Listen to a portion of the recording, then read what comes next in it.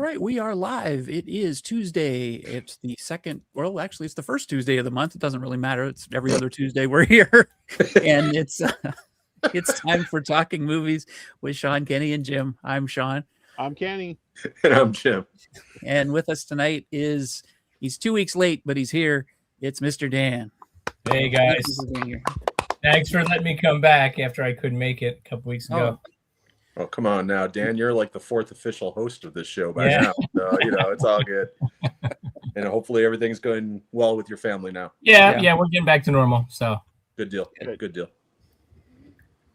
All right. So tonight we are doing another Time Warp episode, which we did about a month ago. We did 1987.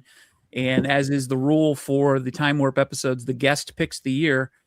And Dan was kind enough to pick 1986, which was another really terrible year for movies. Yeah. Right. So I went from a list of 43 to a list of 38. Oh, jeez. I actually had a hard time with this one because I didn't want it to be too obvious.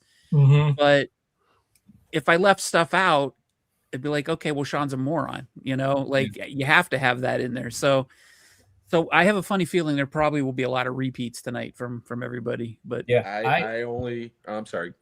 Go ahead.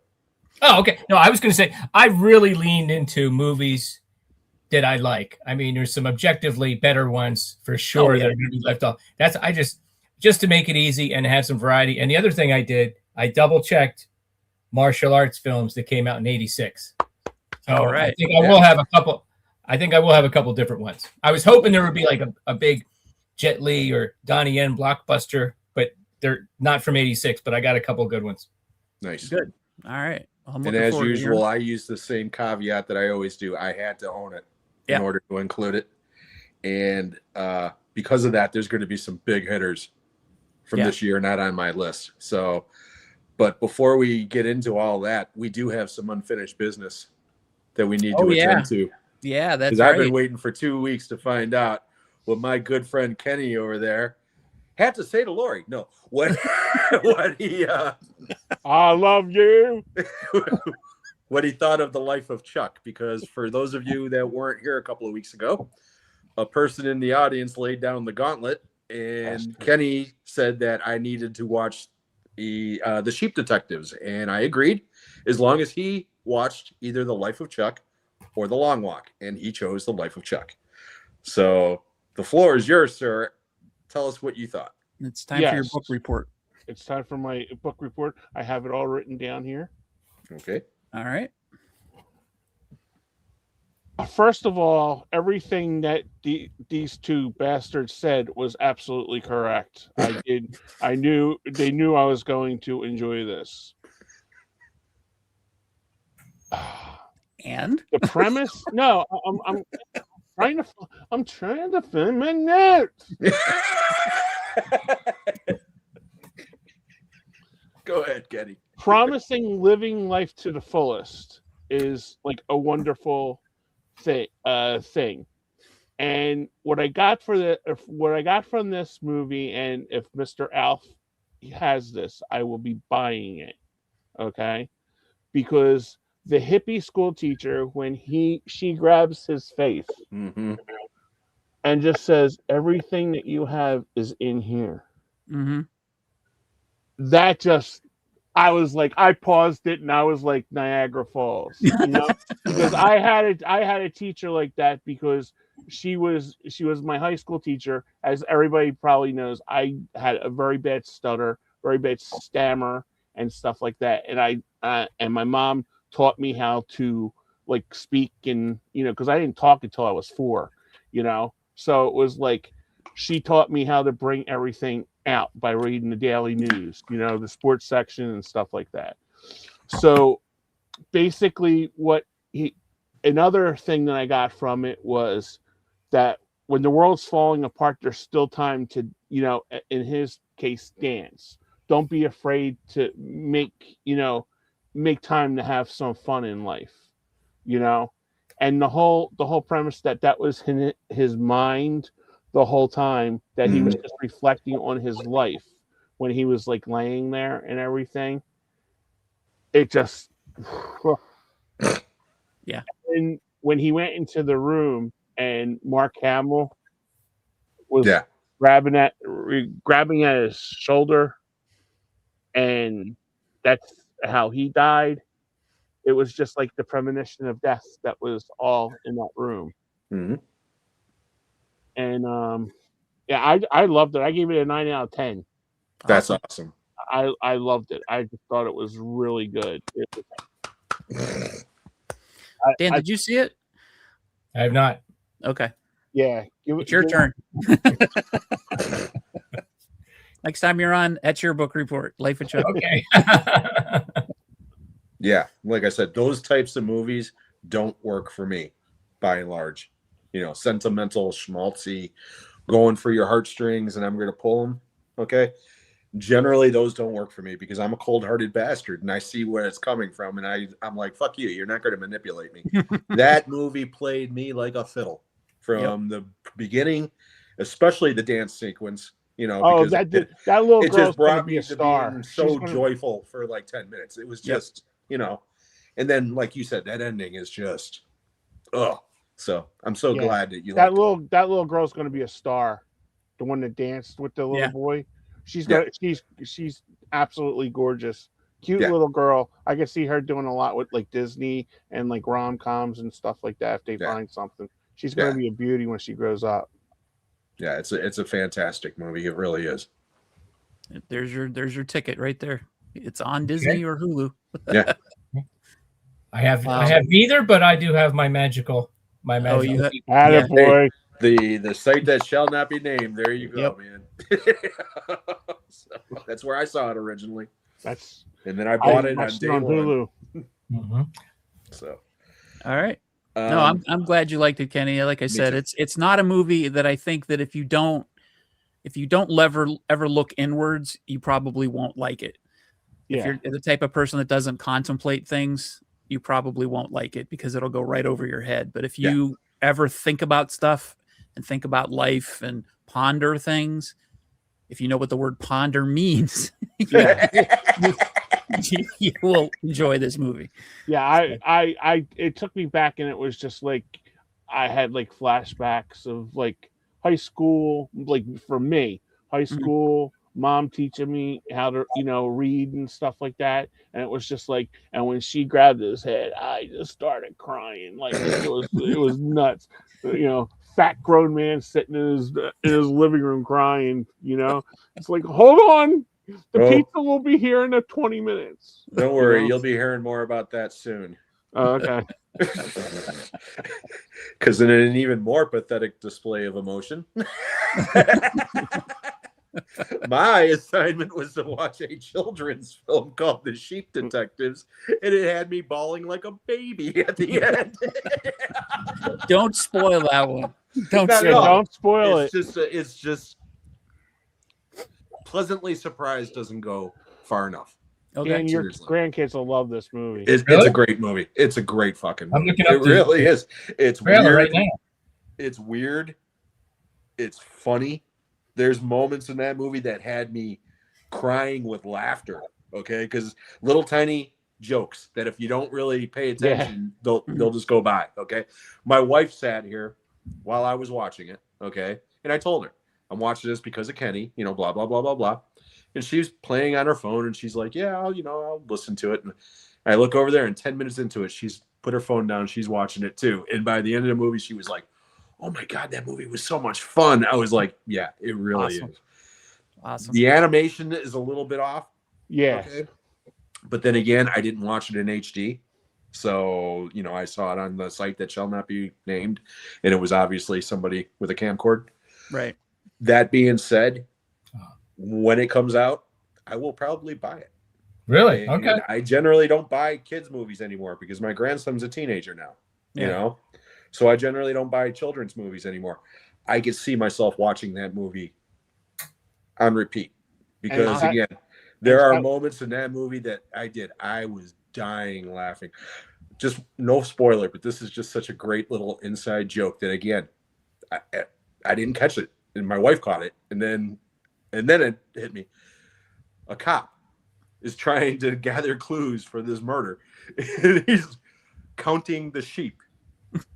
Okay, doing this, and then the scene cuts away, and then it goes back to him, and he's in his car sleeping, and my wife starts laughing, and I'm like, oh shit, he was counting sheep, so of course he's sleeping, And they don't play it, they don't make a big deal of it. It's just a throwaway joke, but I gotta admit, the movie is filled with shit like that. And yeah, I gotta admit, Kenny, you were absolutely right.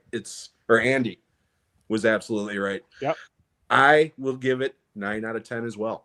Awesome. Yeah, Wow. That's gonna be an Oscar contender this year. I would go so far right now. And again, I haven't seen as many movies this year as I did last year. Okay, because I've been preoccupied.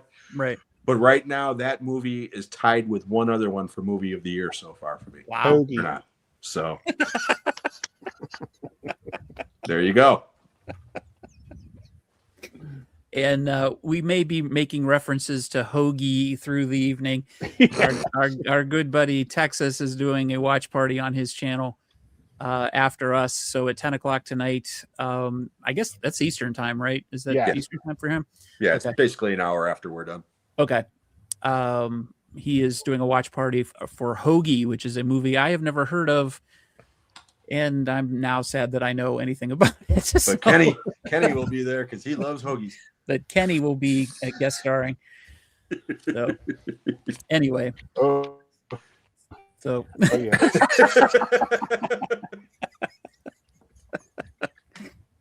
Hey, I'm trying to intrigue people. I'm not all right. I know one thing real trying- quick. If we're we trying ever to do bump up the amount of people that watch the show, Texas. We'll take it from 4 to 5.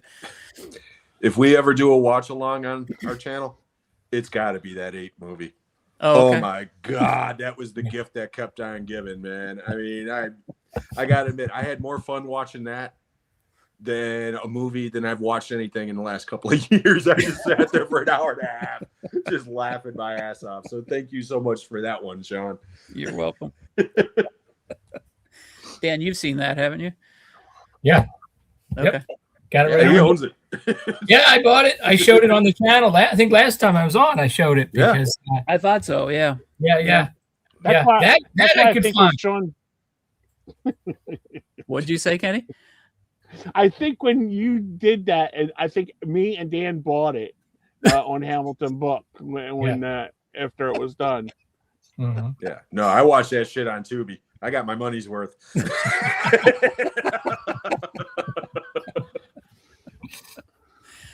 Oh man. All right, good times. Hey, Tom. Tom was on my channel and everybody's over here, which apparently means the Talking Movies channel. Yeah, everybody seems to go to the Talking Movies channel to watch the show. Probably because that's what's on the artwork. Yeah, and that's by intent. I only rebroadcast it here just because it comes out of my computer and I thought it would be stupid not to. But no, please watch it wherever you like. But everybody watches it mostly on the Talking Movies 2024 channel, which is totally fine. Thank you for being here, Tom. Yeah, thank you. Thanks to everybody who's here. We sort of went off the deep end on our book Quickly. report and then on Ape. But yeah, for what everybody is here for, it is time to go back to 1986. And we are going to pick our top 10 favorite movies from that year. I want to stress the favorite because none of us are going to say that these are the best movies of the year. So if you want to fight us about quality, go to another channel. Because this is just what we liked, and we hope that you like them too. And if you haven't seen them, maybe you'll be interested in them. Because sometimes we enjoy introducing people to movies like Ape. And King Kong Lives. We want them to come back, though, Sean. Yes, that's true. So I won't be mentioning Never Too Young to Die tonight, by the way. Oh, okay. I thought about it, but I use the same rule that you did. I have to own the movie to talk about it. So that's the rule tonight. Is just whatever you like. Top 10. I'm assuming everybody did theirs in order. Oh yeah, from 10 down to 1. Yeah. Okay. And Hoagie. And And Hoagie. All right, so Kenny, you usually kick us off, so let's go with your number 10. All right, number 10. Now, mind you, these are my personal favorite movies. Every one of these I seen in the movies in 1986. That's another prerequisite, Wow. whatever that word is for me, and Requisite. Prerequisite. and rental. Okay. So my number 10 was a cable favorite, a cable standard, and especially Mr. Dan will know this if you had Prism, starring Peter Zezel from the Flyers, and also starring Rob I know Lowe, it. Cynthia I know what Gibbs, you're talking about. and Patrick Swayze. Young Blood. You gotta have a great hockey movie in there, and plus Cynthia Gibbs. When I was a teenager, you get a raised round of applause. Young Look at Blood. those mullets. Yeah. That's such a great movie. Come on, pretty boy. I You were have not five- seen that one. No? I have a story about that. You have your drive-in debauchery stories. Testosterone filled teenagers going to see that. What are she's on? Tom. Well, that's why I didn't see it, because I didn't what a make it great to the movie that theater. one is. Oh, really? We pulled Oh, to yeah. the theater and said, "Do you really want to see this?" No. When we went back to her place, There you go. so I never saw Youngblood. So Youngblood's one of your favorite movies too. It is, but it isn't. Yes, by absenteeism. Wow. I did that with Overboard too. Never saw it. Nice. Same theater too. No, Youngblood is one of those great 80s cheese movies. Yeah. You know, Yeah. it just really is. I had It's fun. so many of my high school friends were big into hockey. They were all nuts about it. So that was like an automatic rental, probably multiple times. I love the, there's like a boxing montage for a hockey movie. I love that. Yeah. Right? These teams are gonna fight. Like That's the whole point of the movie is like it Fight doesn't on the matter ice. how good you skate or how many goals you could score. If you can't fight, you're no good. yeah, That's the moral of the story. It is like the end of the story. He kicks the guy's ass. Credits. Oh, and I forgot to tell you, if you want, I looked this up. There is a new version of Young Blood. It's Yes. a Disney Thought there was. version. yeah. Yes. Yeah, With a black hockey player. with a black hockey player. Oh, okay. Yep. All So right. I don't know. So Whatever. yeah, I don't It's have a a problem with universal that. story. But can they do it without mullets though? I mean, that's the thing. well, plus they can do it without shaving him too. Remember that Yeah. part where they after he goes and visits the landlady. the landlady. The landlady's the best. Yeah. Did you have tea with Mrs. Crabtree? Every hockey player that comes to town goes to this boarding house. She Ah, brings tea, sits down, gives them their tea, breaks out this big photo book of all these hockey players that have come through. And while the kid's looking at it, going, "Wow, so and so, that's amazing," she's unbuttoning her shirt and taking her shit off. And then about that time, it's like, all right. And then when they go to the bar, all the hockey players are taking their teeth out and putting them in the in beer. the glasses. Yep. Just a great movie Yeah, overall. it's Love your it. typical 80s cheese fest. Yeah. It's fun. It's fun. Okay. Mhm. I'll have to check it out. And it's got Patrick Swayze in it. Yeah. So There you go. Crazy. That's all you need. him and Keanu 10 years before Point Break. Oh, Yeah. I didn't realize Keanu's in it. That's cool. That's like one of his very first. I mean, it's a very small part. He's one of the guys on the team. And Ed Yeah, Lauer is the hothead coach. Yeah. Ed Lauder, Ed, yeah. Ed Lauder's Ed Lauder. awesome. Yeah. He's Yeah. great and everything. It's great. Yeah. And Cynthia Gibb is his Yum, hot yum. girlfriend. Mhm. Oh yeah. Bow, chicka, bow, wow. I had a thing for her. I'm surprised I didn't see the movie. All right. Good pick. Good pick, Ken. I will definitely check it out. Thank you. Kino's got it pretty cheap. Oh, really? Okay. Yeah, that's where I got mine. Cool. With a slipcover, and that's an old Blu-ray. That movie Wow. came out on Blu-ray like 4 or 5 years ago through Kino. And it still came with a slip. I was shocked. Wow. All right. All righty. Do we want to keep with tradition that the bottom right goes? Yeah, or go- we go, want to do Dan. that? Yeah, Okay. just like last time because Corey. All right. Sure. Well, just like you guys, I was like, oh, 1986. I have all these movies, and I was just telling Sean and Kenny before you popped on, Jim. After I reorganized, I can't find a couple. It's really pissing me off. I was so excited. I lost Dog Soldiers a while ago, and I found it like behind my shelves. I was so excited. Now I don't know where that one is again, and I don't know where my 4 of these are. So That's okay. yeah. But I'm gonna go with just one that's fun for the whole family. I didn't see this in the theater, but it had such a buzz about it. But I'm going to go with Henry, Portrait of a Serial Killer. Nice. That is a great movie, though. I'm not laughing at the movie. Yeah, it's a good movie. It's rough stuff, man. But yeah, Rooker is so creepy, and the other guy's creepy too. Tom Towles. Yeah. I mean, what a pair. But yeah, just what a solid movie. You know, what does it say? He's not Freddy. He's not Jason. He's real. Yeah, it's realistic. It's too realistic. The one scene that creeped me out in that movie is when he fakes his car being broke down under the overpass. Yeah, I think it is, and he waits for somebody to come and help him. Mhm. Or maybe I don't know if I'm reversing it because it's been a while since I've seen it. But anyway, that scene, anytime I saw somebody broke down on the side of the road after that, I'm just like, I don't think so. Yeah. Nope. Yeah, don't even make exceptions for Santa Claus after seeing Silent Night, Deadly Night, right? I mean, that movie was rated X. Yeah, when it came out, nobody wanted to release it. Nobody wanted to do this, so they played it in like film festivals.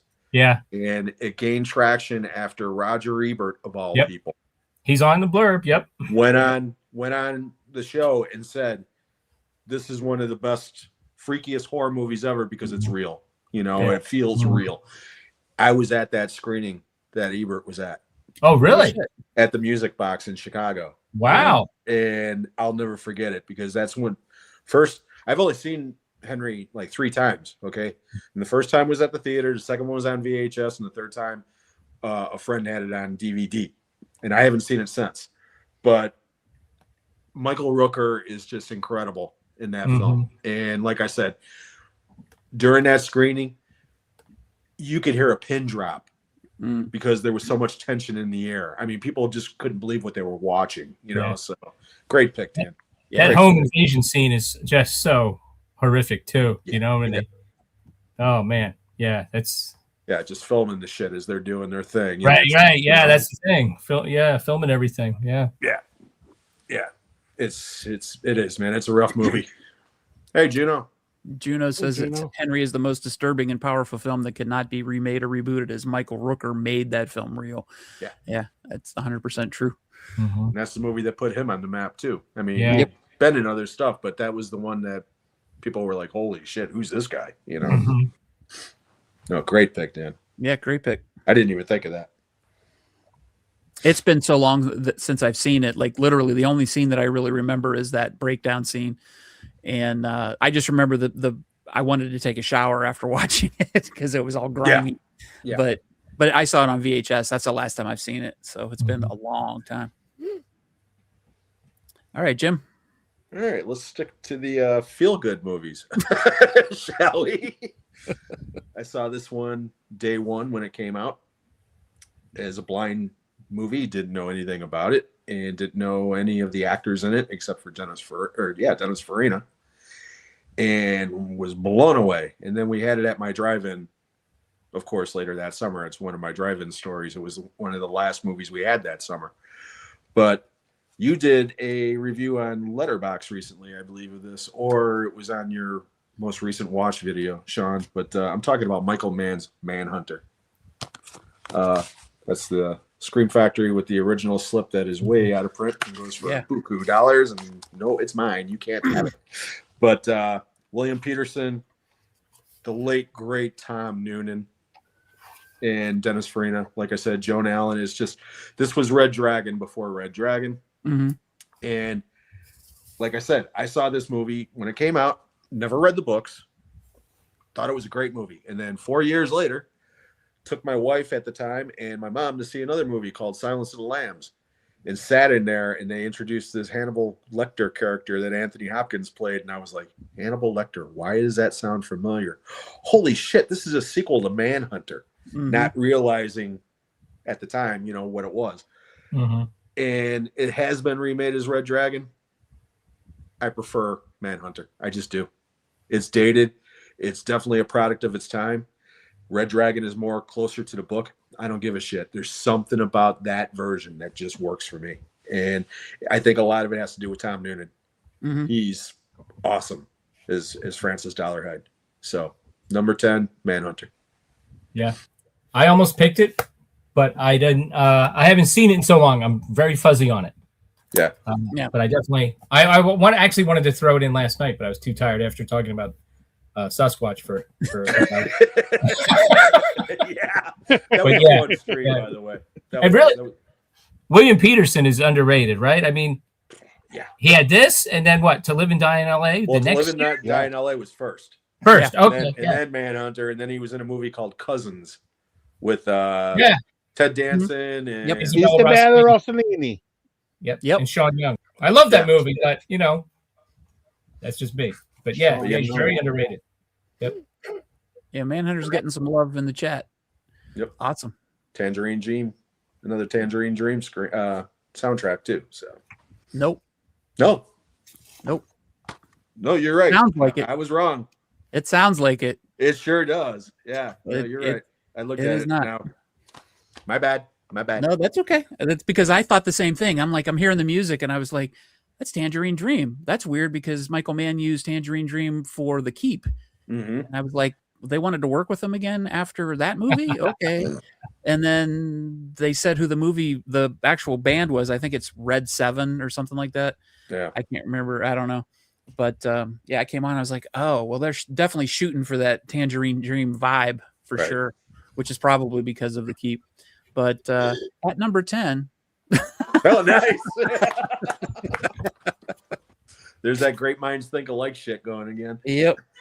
Yeah, this is the DVD copy I bought. I showed the Blu-ray copy I have in the what I watched in May. But yeah, like you, Dan, I was kind of fuzzy on it and I wanted to rewatch it to see if it still held up. And I was blown away again. I've always said that I liked Brian Cox's depiction of Hannibal Lecter more than Anthony Hopkins. And I was like, ooh, does that stand up? Does that stand up still? And I'm going to stand by it. I like it because he's creepier. Because the way I look at it is Anthony Hopkins does it and you think he's a guy that's acting or he's just trying to be a character. Even though it's good, it doesn't come off as anything other than acting a character. Brian Cox makes that phone call from his cell. And says, I'm without the use of my arms. And I'm like, and he's just so rapid fire with it. And he does it so smooth. It's just creepy. It's just something underlyingly creepy about it. Not that Anthony Hopkins' version isn't creepy. I'm not saying that, but Cox does it effortlessly and it doesn't seem like he's acting. And that's what I was going to say too. You can't put your finger on what's better. I think it's William Peterson. I really do. I think his performance is just the keystone of that film because he's been out of that world. He's retired. He doesn't want to go back. And then he goes back in it and he has to face his demons again. And it's like he gets physically sick talking to Lecter. He runs out of the building. I think his performance and Tom Noonan as well. I think they're both fantastic. But yeah, I still got to say Brian Cox is my favorite Hannibal Lecter. But William Peterson is what makes that movie. I forgot. That was probably the first time I ever saw Brian Cox. Yeah. I had no idea who he was at the time, but it was like, holy shit, this guy's good. But the other guy I forgot to mention was Stephen Lang. Because the scene with Stephen Lang and Tom Noonan is awesome. It is so good. Yes, that is. Do you see? It's so good. Yeah, absolutely. Juno is speaking some truth in the credits. Brian Cox was more sinister and felt more charismatic, scary. And I thought the finale in Manhunter was more badass than the Red Dragon lame finale. Well, yeah, because you're jamming the Inagata Davida. Yeah. Which I had I had stuck in my head forever after I was done watching it. It's like, I'm going to jump through this plate glass window for no reason. I could shoot it out first, but no, I'm going to jump through it. Why? Because it looks fucking cool. Slow motion. Brian Cox is superb voicing those McDonald's commercials. Ba-ba-ba-ba-ba. Yeah, it's Hannibal Lecter for McDonald's. Eat more meat. That's right. What did I say? Brian Cox had the idea. He wanted to sing "I Just Called to Say I Love You." I'm without the use of my arms, but I just wanted to call. But yeah, Manhunter is my number 10. Awesome movie. Yeah, it is. And it horribly failed at the box office when it came out. Big time. And it's only recently, I think, that it's more recently, not like 2026 recently, but more recently, it's gotten the love that it deserves. So, and it definitely got it, because I saw it on VHS. But I can't remember if I saw it before or after Silence of the Lambs. I watched it with my dad, so probably before. But yeah, it was just, I don't know. It still gets under my skin, so it still works. Even though it's dated, it still works. Yeah. All right, my number 9. Number 9. 9 times. I was going to say a 1986 movie. What? Number This 9. this stars. I'll give you the rundown. Seal Award. Ooh. Go ahead. Nothing in common. You got it. Nothing in common. Nice. I'm telling you right now, Seal Award, if you watch back, is probably the most gorgeous woman I've ever seen in my life.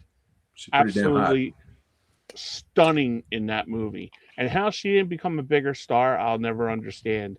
But this was basically a relationship movie with Jackie Gleason in his last role, with Gary Marshall directing perfectly with Tom Hanks before Tom Hanks was big.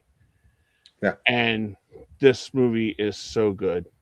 And it has a young Megan Mullally. If you're a Will and Grace fan, she plays one of the friends in the bunch. And it's just a great movie. It's a good father-son relationship movie. How he goes and basically he's a door-to-door salesman for kids' clothes. And yeah, look at Seal Award. Good golly. I just rewatched this again because Jim told me it was on Hulu. God, man, stunning. So I remember when I seen it, I was like blown away by her. But man, this is like 40 years later, and good golly, yeah. So yeah, well, yeah, because you got older and she stayed the same age. Yeah, I wasn't a 16-year-old kid. It's like, when it's time to change.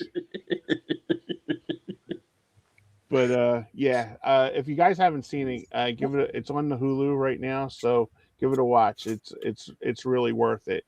Yeah, it's a good movie. It really is. Yeah, I don't think I ever saw that one either. So you're batting 1,000 tonight, Kenny. Hector Elizondo's in that too, of course, because he's in every Gary Marshall movie. Yeah, no, it is. It's a comedy drama. You know, I'd say it's a good 50-50 split between the drama and the comedy, but it is. It's very good. Jackie Gleason's really good in it. Yeah, he was. Hector Elizondo was Gary Marshall's best man at his wedding. Yeah, those two were like buds for years. Good pick, Kenny. Yeah, Thank great you. pick. I was trying to Dan, see who that You other ever woman see that, is. Dan? I think I saw it years ago when it was sort of on cable. Probably not all the way through, but yeah, I'd check it out. Yeah, it's worth the watch. Only to see older Jackie Gleason. Yeah, because I mean, let's face it, the toy with Gleason and Richard Pryor that should have been gold. It just didn't work. And Gleason, he deserved something better than that, I think, right? So yeah, he went out on a high with this one. This one was really good. And it's the best Armstrong from Jaws 3D in it too. Yeah. Yep. Oh, yep. I was going to say From High Road to China, which is I mean- a movie, but Harry, That Gary the Four Corbin, Seasons. You know? Well, I did see that, but a young Homer Simpson's in it. He plays one of the ad executives. hey, Greg. Hey, Greg. Hey, Greg. All right, nothing in common. I will Happy have to check it belated out. birthday, Greg. Yeah, happy belated birthday. Yes. All right, we ready? Yes, sir. Another, We are. okay, another one that I can't find, which is really annoying. Anyway, the good news is your dates are here. The bad news is they're dead. Night of the Creeps. Night of the Classic Creeps. Tom Atkins performance. Probably like the classic Tom Atkins performance. There you go. Oh, that's awesome, Jim. Yeah, So this much is an fun. honorable Such a great mention for me. homage.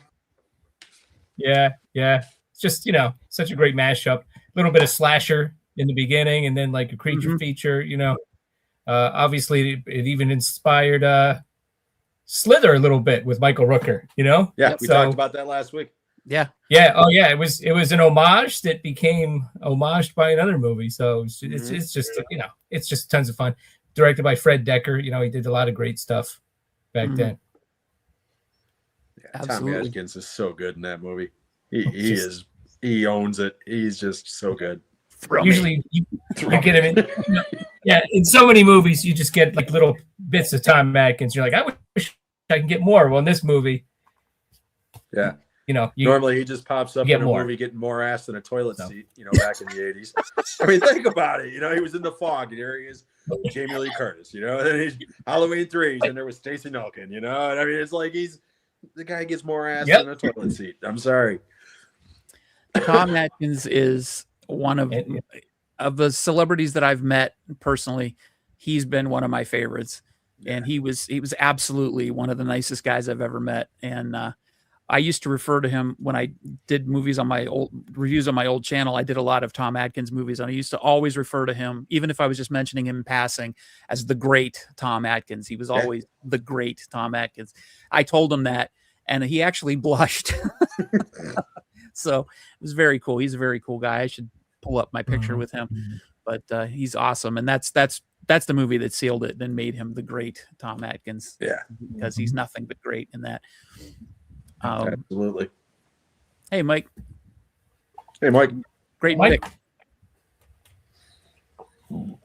Excuse me. Excuse you. Yeah. All right. Taco Bell. Oh. It was Taco Tuesday. I can smell it from here. Yeah. Just wait.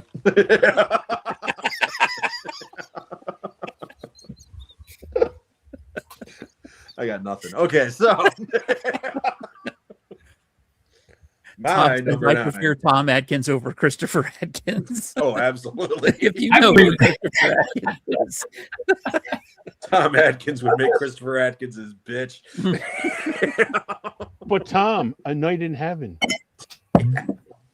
Oh, come on. wasn't Christopher Atkins in Blue Lagoon?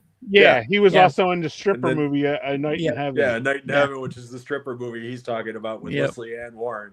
Oh, I love Leslie Ann Warren. She's Oh, great, yeah. but Oof. yeah, he had a great career, didn't he? Who? Yeah, exactly. Okay, my number 9 is probably the finest movie on my list as far as quality goes. This thing might go down as one of the greatest movies ever made. I mean, seriously, I'm not joking. I'm talking about Cocaine the movie, Maximum Overdrive. This movie's a piece of shit. Okay, let's just cut to it. It's a piece of shit. I love it. I will always love it. I've loved it from day one. And one thing that nobody can argue with, the soundtrack from AC/DC is one of the greatest soundtracks of all time. It just is. So I talk about Cocaine the movie enough on this show, so I won't go any further than to say I love Cocaine the movie. There you go. Yep. Curtis! Who's that actress? Lisa Simpson. Is it? Yeah, Yeardley Smith. Oh, okay. I could. Yeah. Okay. Curtis! Yeah. I couldn't think of her. I can picture her face. I couldn't picture or remember her name. Yep. Yeah. Most annoying character ever. Oh, God. Ever. Yeah. Yeah. I remember I was so excited to see that, and I saw it on HBO because as soon as I saw that Green Goblin truck, I was like, "Oh, I'm in 100%." Yeah. And I'm watching this, I'm like, "Oh my god, this is awful." And then I watched it's it a few horrible. years later, and I'm like, "This is so awful. I love it." So yeah. So The first time I Great saw it, I was blind drunk at a drive-in. Double feature with this and Texas Chainsaw Massacre 2. Cocaine Oh, the movie wow. part 2. Okay. And seriously, I for 4.5 hours, I'm looking at cocaine on the screen, not knowing what the hell I'm watching, but loving every moment of it. And yeah, like I said, I just love that movie. it's on Ken's top 10. And it is not, I will never defend it as being a good movie because it is most certainly not, you know. But what sealed the deal for me was that you were mentioning that trailer. Okay. Yeah. That trailer, because we talked about it on the Stephen King episode with Sean, rest in peace. Mhm. That is one of the funniest trailers of all time because it's literally nothing but Stephen King looking at the screen and saying, you know what? A lot of different people have made my movies through the years, and I've realized one thing. If you want to do it right, you got to do it yourself. I'm going to scare the hell out of you. And it was like, okay, Kubrick, Carpenter, Cronenberg, Brian De Palma, all these like, all those scrubs, right? Exactly. You know, it's like, holy shit. And then we got that movie, and it was like, okay, I don't think Cronenberg or Carpenter have anything to worry about, you know? So yeah, love it. He meant scare in a different way. Such a good movie. Yeah. This machine just called me an asshole. Yep. Yeah, it is on Prime. Howdy, Fossum, Plex, Tubi. You can definitely find it, Jen, if you haven't seen it. Yeah. Hi, Jen. All right. It's me, huh? It's you. Number 9. This is one I haven't seen in a while, but as soon as I found out it was from 86, I knew I had to include it on my list. And I have to say the reason is when I was watching the movie as a kid, because I saw it for the first time in 86, 87, I'm like, I want to be Savage Steve Holland. I want to make movies like this. One Crazy Summer. You got the clamshell DVD too. I own that too. Great commentary track. Oh, I haven't listened to it, but I have to. Oh God, it's got Bobcat Goldthwait on it. Yeah, when he dresses in the Godzilla. Yeah, well, of course. Yeah, that may be secretly why I love it, but okay. I don't know. There's just something about that movie, and I can't pick anything specific other than the Godzilla scene, but and the little animations throughout it that John Cusack's character. The cartoons are fucking hilarious. Those the are cute great. and fuzzy bunnies. Yes. And you're right, Greg. That was Greg nailed it. Demi Moore looked great. That was peak for me, Demi Moore. Yeah. Before she got enhanced, but not to mention that movie contains one of the greatest Jaws ripoffs of all time, Foam. Oh yeah, because remember I stumped you guys last year. I'm like, we forgot a Jaws ripoff, Foam, and you guys are like, "What the fuck are you talking about?" Right. Yep.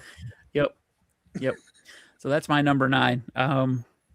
Yeah, I and like I said, I wanted to be Savage Steve Holland, who was the director of that film. He made some other movies after that, which are not coming to my mind right at the moment. But How I Got Into College. Yeah. And then he did Briscoe County after that, the TV show. Okay. Yeah. And then he would do animations for other. Yeah, he does a lot of animation. Better Off Dead. Well, that was before One Crazy Summer. Right. Yeah. Well, a year. 2 years. No, 1 year. You're right. Yeah. 85. Yeah, 85. And Better Off Dead is a better movie, but I agree. One Crazy Summer is fucking hilarious. Yeah. It's great. Better Off Dead is a better movie, but yeah. All right, Kenny. All right, number 8. I won't take too long with this one because I think everybody has seen that. And Sean brought it up earlier in one of his videos. Highlander. There can be only one. 8. There can only be one. I remember seeing this in the theater and just being blown away by the whole thing. I think I've seen it about 6 times that summer. I love it. I don't care if it's cheesy, bad. it takes me back to being 16 and watching it in the theater. I Yep. love it. Hell yeah. Mhm. Kicking soundtrack from Queen too. Oh man. yeah, Fuck Yeah. yeah. Opening scene in with the hockey arena. game. Yeah, awesome. Clancy Brown is the Kurgan. Yeah, The Mhm. scene where he steals the car with the Yes. old lady and then just mom. Ah! You know, I mean, it's so much fun. and the church scene too. It's just Yeah. great. Yeah. Gonna burn out rather than fade away. Yeah, you could tell he's fucking having a ball. Oh, You yeah. know, I mean, he's the highlight of the movie for me. Yep. Oh yeah. Yeah. Where did you see that, Kenny? What theater? Deptford 6. Okay, I saw it at Millside. Yeah, Deptford 6. Mm-hmm. They're Yeah. sharing Philadelphia locations, by the way. Actually- We're like only 25 minutes away from each other. Yeah. Me and Dan.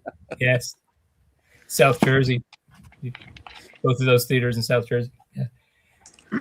Yeah, great pick. We may Thank even you. hear it again. I don't know. I'm just saying. Oh, You might. Good. Man. All right. Oh, speaking of our area, am I Yes. ready? Go. Okay. you're speaking up, of dude. area, Yeah. This crime took place in our area, and then years later, it got back in the news when one of the principal guys escaped and didn't know how to use a punch pad when he was trying to get Ooh. gas. And I'm talking about. Oh. At close range. That's a Great great Yeah. one. movie. Yeah, they were stealing tractors in like East Pennsylvania. Yep. The whole family. And this guy Christopher Walken, Chris Penn and Sean Penn, and it's good. Christopher Walken is really everybody is really sort of understated for considering that some of these guys have gone over the top in other movies. Everyone is kind of restrained in this movie. And it's just a really nice slice of life of like a little town in Pennsylvania and this sort of criminal empire that the father pulls the kids into. And it's solid, great soundtrack, very much, it's got Madonna on the soundtrack, very much 80s kind of movie. It's actually a good Madonna song. It is good. You know, it really is. Live to tell. Yeah. I was letting everybody else know. I know you know it, but everybody else, just in case they didn't know. You refreshed my memory because I couldn't remember There which you one. go. it was. Thank you. Again, that's one of those movies I remember that song during the credits at the end because I Yep. heard Yep. closing you up must the have theater at night. Yeah, you know? yeah. So- I liked all the uncles too. He's like, hey, this is your Uncle Patch and your Uncle so-and-so. And it's like David Strathairn and Tracy Walter. And as Mhm. soon as you see those guys, man, you're like, Jesus, these guys are a bunch of criminals. I mean, Bunch of scumbags. yeah, like they're making like, what are they making? Yeah, they're making chili and like cooking up all these plans about selling these tractor parts and stuff. It's good. Ken says it's criminally underrated. I Yeah. haven't seen it since the VHS days. I remember it, but I need to see it again. And now I want to even more. It's got one of Kenny's girlfriends in it too. Mary Stuart Masterson. Mm-hmm. Ah, Mhm. Yeah, she's Sean Penn's girlfriend in the Yep. movie. No, it's a very good movie. I haven't seen that movie in years, but yeah, it's Mhm. really good. Nice. I haven't seen it since the 80s. Chester, my number 8 is Wes Craven's Deadly Friend, not his best movie, but the basketball to the name. It's funny. That's Yeah. a good one. I've seen that in the movies. Yep. Yeah, that's one of the greatest moments ever, as far as Mhm. I'm concerned. Because I remember having that at our theater, and the whole place during the movie's like, "Man, this movie sucks. This movie's a piece of shit. This movie's." And then when that basketball scene happened, everybody lost their shit. You know.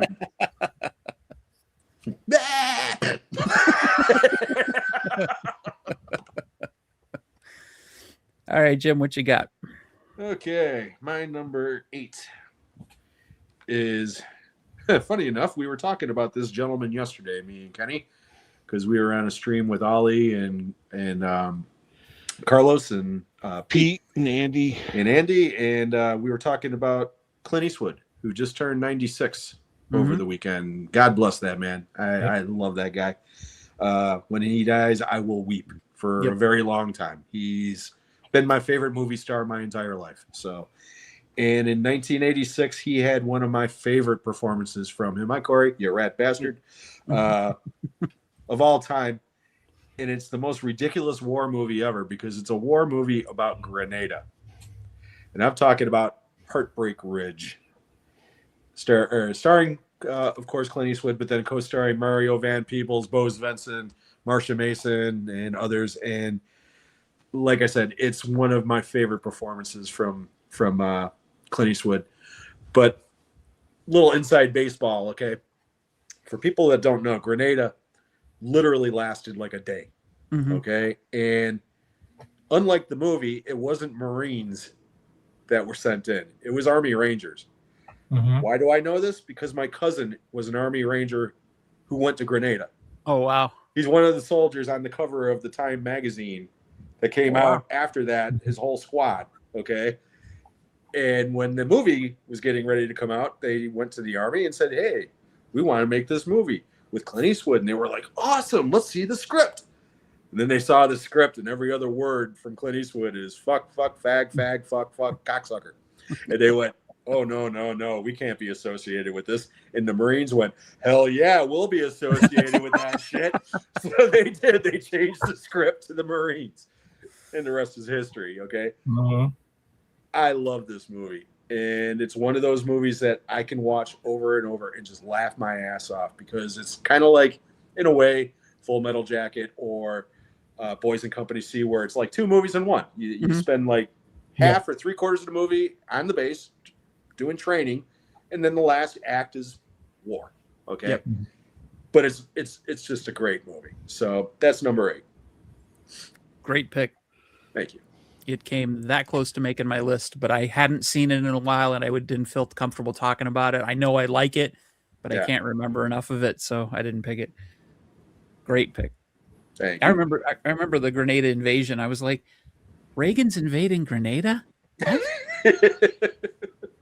And then it was like 2 days later, okay. that was fun. Yeah. Yeah. All right. My number 8, we've already talked about. Night of the Creeps. Nice. So we can just move right along because we already talked about Tom Atkins. Okay. My number 7 movie is a very funny movie, and I don't think it got the attention when it came out, but now it's loved by everybody. The Three Amigos. Sorry, I don't like that movie, so I wasn't going to say anything. Okay. It's got one of the funniest scenes ever, though, where they're like doing trying to summon the invisible swordsman, and they're like Harley, and then all of a sudden he shoots, and also you just hear, "You killed the invisible swordsman." I remember being a kid seeing that and laughing, and I just bought it on Blu-ray, and I still love it. But I was watching Lorne Michaels' documentary, and he has 2 posters hung up in his office. One is Three Amigos, and the second one is Wayne's World. Yeah, I figured Wayne's World would be one of them. He said they're the only 2 he takes it because Chevy Chase did him a solid, and that's when he was coming back from when Saturday Night Live was dead. And basically, if it wasn't for Chevy Chase, Three Amigos would not be made, because Steve Martin was coming off of All of Me, which kind of tanked, and nobody knew who the hell Martin Short was. I remember that. See, in the trailer, Chevy Chase lifts his hat up, everyone claps, and then Steve Martin, and then Martin Short, and everyone's like, Yeah. I was like, it's the guy from SCTV. Well, he had just done, if you guys remember, he had just done that 1-year stint to get the buffer over on Saturday Night Live with Billy Crystal and Christopher Guest, and he was quitting. That on that Martin Short documentary, he was quitting because he couldn't take it. But now it's loved by everybody. If you watch that Lorne Michaels, people come up and they'll say that was a great movie, and people like, especially Chevy Chase, especially how ornery and nasty he is in his life now. He doesn't get that it is really well loved by people now in our Mhm. generation that went to see it as a kid, you know, Yeah. and just love it now, especially because we were just seeing how great Martin Short was with this physical comedy and stuff like that. Mhm. So, yeah, number 7 is Three Amigos. Very nice. I would say great pick, but again, 3 out of 4 of yours I have not seen. I have not seen Three Amigos. Wow. Yeah. 'Cause he was I will getting fix harassed in a toilet seat.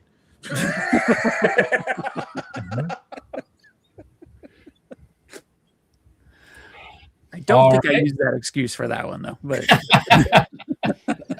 You're up, Dan. Try to top that one. Well, I'm going with this is a classic rental. I don't know if this had a. I mean, obviously it had a theatrical run. I think we kind of just missed it. Like all of a sudden it was on cable and everything, but it was like a must see. I'm talking about The Hitcher. oh yeah. Classic movie. C. Thomas Howell and Rutger Hauer. You know, what can you say? The Hitcher. I mean, and it really pisses me off that I can't find this one because I was looking for it because I got the remake and I watched the remake and I was like, all right, now I got to go back and watch the original. And then I found, I found a really cheap copy on eBay, so I got it. And where the hell is it? I don't know. But The Hitcher, we watched it like so many times back in the day. Yeah, we're going to be hearing about that one again, I'm sure. Okay. Juna says it's a true underrated classic. Yep. Absolutely. You're up, Jim. All righty. So my number 7. This one, when I say it is one of the best movies of the 80s, I mean it. I'm not joking like I was with Maximum Overdrive. As a matter of fact, this movie became a phenomenon when it came out. And won the Oscars that year. I'm talking about Oliver Stone's Platoon. Charlie Sheen, Tom Berenger, William Dafoe, Johnny Depp, Keith David, everybody and their brothers in this goddamn movie, okay? And I saw this right before I shipped off to boot camp. What a great movie to watch before you go off to boot camp. But it stuck with me, And then when I came home from boot camp, the first thing I did was I went to the movies. And what did I go see? I went and saw Platoon again. And it's just an incredible movie. It just is. It's one of those movies. It was one of the few times that I can remember when a movie won Best Picture that I wasn't upset. That I was like, you know what? They got it right this year. Because it's just an incredible, incredible film. Oliver Stone's never gotten to this level since, as far as I'm concerned. He's had some great movies since then. Don't get me wrong. Born on the 4th of July, The Doors. JFK. JFK is a great movie too. Mhm. It's not as good as Platoon. Yeah. Because Platoon is a more personal film. Yep. Okay. Whereas to me, JFK is more of a historical film, and that's the difference. That's why this one stands out among a lot of different Vietnam movies because it's a very personal type film. So that's my number 7. I think it was also personal from Oliver Stone's point of view too, because he had more invested in it, I think, than other than just an interest. Yeah, well, it was based on his experiences in the war. The Charlie Sheen character is loosely based on him. Yeah. So, J.F. Kennedy. But no, JFK is a great movie. Don't get me wrong. I'm not saying that Platoon's the only good movie that. Oh no, I know. But to me, it's his best. It's just, it's a masterpiece in my opinion. I haven't seen it. Seriously? Kidding me? Holy shit. I watch a lot of shit movies. I told you. I watch all sorts of shit. I don't Can I watch ask you a movies. personal question? How many Yeah. times have you watched Ape 3 and you haven't seen Platoon? and twice Shit, in the theater. I might watch Ape 3 times this week. Oh my goodness gracious. I saw I have, Ape to, twice. I have to say, I haven't watched Platoon in years. Like I saw it at the Morristown Mall. When it came on cable, watched it, a few times, but it's not, I think I have like the movie pretty much up here. I don't need to go back and go through that again, but Yeah, it's a rough watch. it is. There's moments in that movie that are rough. but it's really good. Oh God, no. That's a perennial nominee for my Halloween 15 every year, and every year I don't pick it. Yeah, I don't blame you. The movie's so fucking bad. Oh. But it's got Michael Caine. Come on. Michael Caine. Michael Caine. Michael Yeah, Caine. Michael Caine. So does Jaws 4. Mhm. That really doesn't say much. All right. You know what? I would rather watch The Hand than Jaws 4 again. Jaws 4 just irritates me. No, like when we do our first time watches every year, you're gonna see movies on that list that you're like, what? How is that on your first time watch? We did it the one Every time. fucking year. Yeah, 2 years I in a know. row you did that to us. The first time you damn near killed me and Kenny. This 'Cause year I I didn't- watched Pan's Labyrinth. What? Big Trouble in Little China. Yeah, Big Trouble in Little China. I have to sum it up because I know I've told this story before. I was standing outside a theater in 1981 with my best friend at the time, and there were two movies we had to choose: Raiders of the Lost Ark and Clash of the Titans. Which one did I pick? Clash of the Titans. Clash of the Titans. But you know what? You can't go wrong either way. No, but that's where I'll tend to go towards the schlocky sort of, it's going to be crappy type movie than I will the blockbuster slick, Steven Spielberg, George Lucas, whatever. Mm-hmm. I just usually go for the monster movie or the crappy movie. So Wait. when I have chances to watch movies, more than likely I'm going to watch something that I really want to see, which is crappy garbage B movies. And that's what I like. So when it's not because I don't want to watch these movies, or it's not because I don't know anything about movies. It's just I haven't gotten around to them. I have Platoon in my collection. I just haven't watched it yet.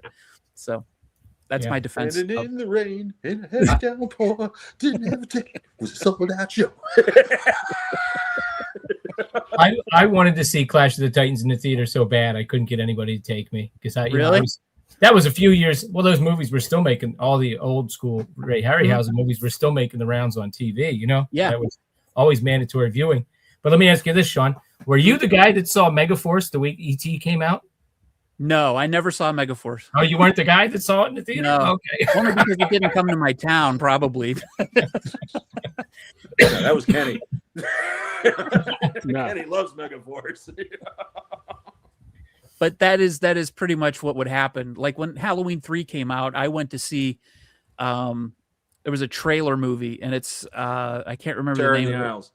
Turn you Is out. that it? It's not Terror in the Owls, it's the Oh, other it one. came from Oh. Hollywood. We talked Yeah, about this. it came from Hollywood. Yeah. With Cheech and Chong and Gilda Yep. Radner and Yep. yeah. Dan Aykroyd. Because it was about bad movies. Yeah, truly. All right, Sean, what's your number 7, pal? All right, we can skip through this one real quick too. Highlander. If we've already- Here we are. We're Yeah, the masters of the universe. I did recently rewatch this, and it didn't hold up as well as I thought it would. It's still a favorite. I still like it a lot, but when you watch the sword fighting scenes, Oh. they are so sloppy. They are bad. As a 17-year-old or whatever, 16-year-old when this came out, when I saw it, I'm like, oh, this is fucking awesome. Mhm. Watching it now, I'm like, ooh. Yeah. Ugh. I think the director is more into like the flashy stuff. Yeah. They should have got like a really, a good choreographer, fight choreographer on that. Because now they would put guys through like training camps, you know what I Yeah, mean? Like, exactly. Well, Yeah. The remake's got the guy that did the John Wick movies is directing it. You Oh, know, so Oh, really? yeah. Whereas this guy, Russell Mulcahy, he was a music video guy With Billy at that Joel. point, and had done a couple of low. But he directed Razorback. Razorback. Yeah, Yes. Razorback. So, but, Very flashy stuff, Yeah. Yeah. I remember at the time, we had that at the theater and people were watching it, and it was like a 50-50 mix. People Larry. coming out saying, it sucked or it was great. Mhm. From the get-go, it was like, Hey, you know what, this movie's a cheese fest, but I love every minute of it. Yeah. Mhm. Yeah. It just is. Is it a good movie? Not really, but it's a fucking great movie in a lot of ways. Yeah, you know, like you so said, Clancy Brown makes the film. he's Mhm. worth him and Connery are worth the price Exactly. of the ticket. Yeah. You don't go there because of Christopher Lambert. No, I mean, You know, and I like don't- Christopher Lambert. Don't get me wrong, but he's Yeah. not Mr. Charisma in that movie. no. You know, he just isn't. One thing I just found this out about him. I did not know this, that he has severe myopia. He can't see Yeah, without his glasses. And Yeah. so he gets injured all the time because he likes to do his own stunts. Well, he did back in the day. I don't think he does them now. But, you know, he would get injured all the time because he couldn't see. He couldn't hit his marks because he can't see anything unless it's this close to his face. So that's all I could think about while I was watching the movie. Is he seeing the person he's talking to?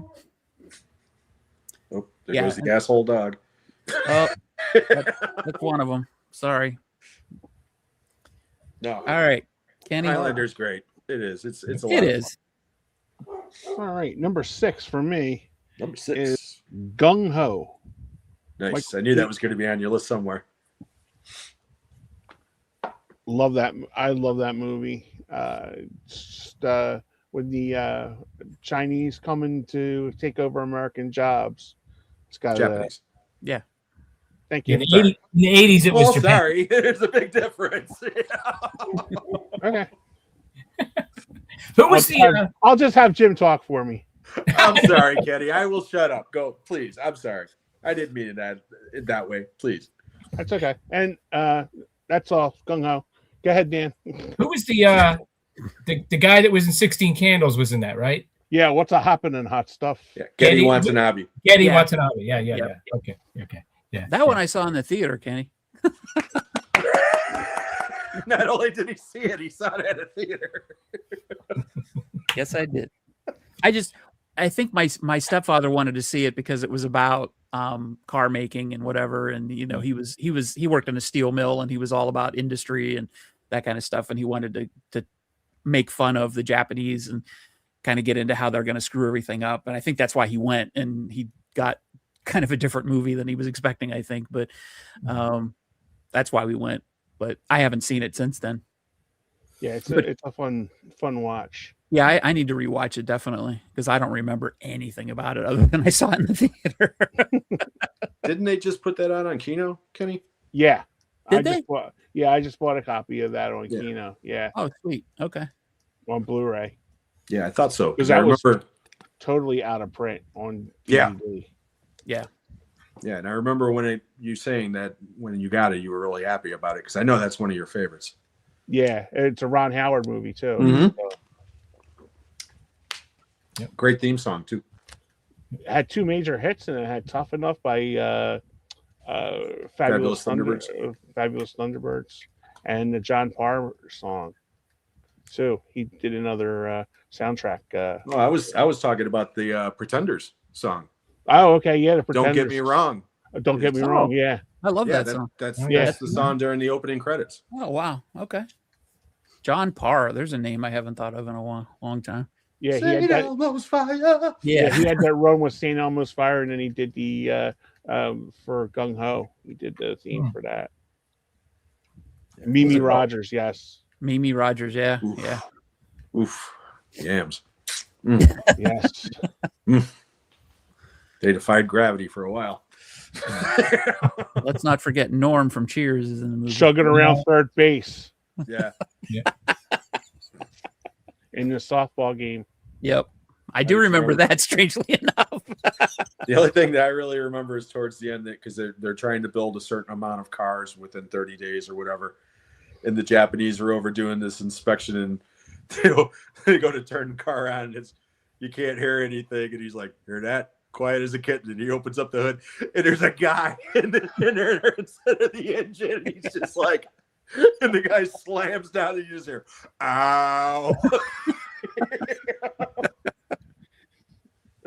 I like when he gets out and he goes, "Hey, look, Michael Keaton. Hey, look what we did." You know, the smart ass Michael Keaton shuts the door, the whole fucking car falls apart. He goes, "I don't know about you, but I'm taking this one home. I'm riding it home with me." John on Parr. Thanks, Texas. All right, Dan, what do you got? All right, this is going to be a quick one. Hey, Clint Eastwood, Nice. Don't Break Ridge. Two things. Just a couple hours ago, the guy that played the Swede, I never thought to look him up or anything, but he pops up on my Instagram wishing Clint Eastwood a happy birthday. And I guess he's like a fitness guy now for older people, which is pretty cool. And I also remember the Saturday Night Live thing where they had the Time Life book set of Granada. Oh, Remember that? It was like, what did they do the rest of the week?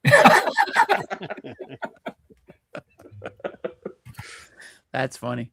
Yeah. That's it. Whoops. nice. Tom says my 1986 favorite movies list is totally different.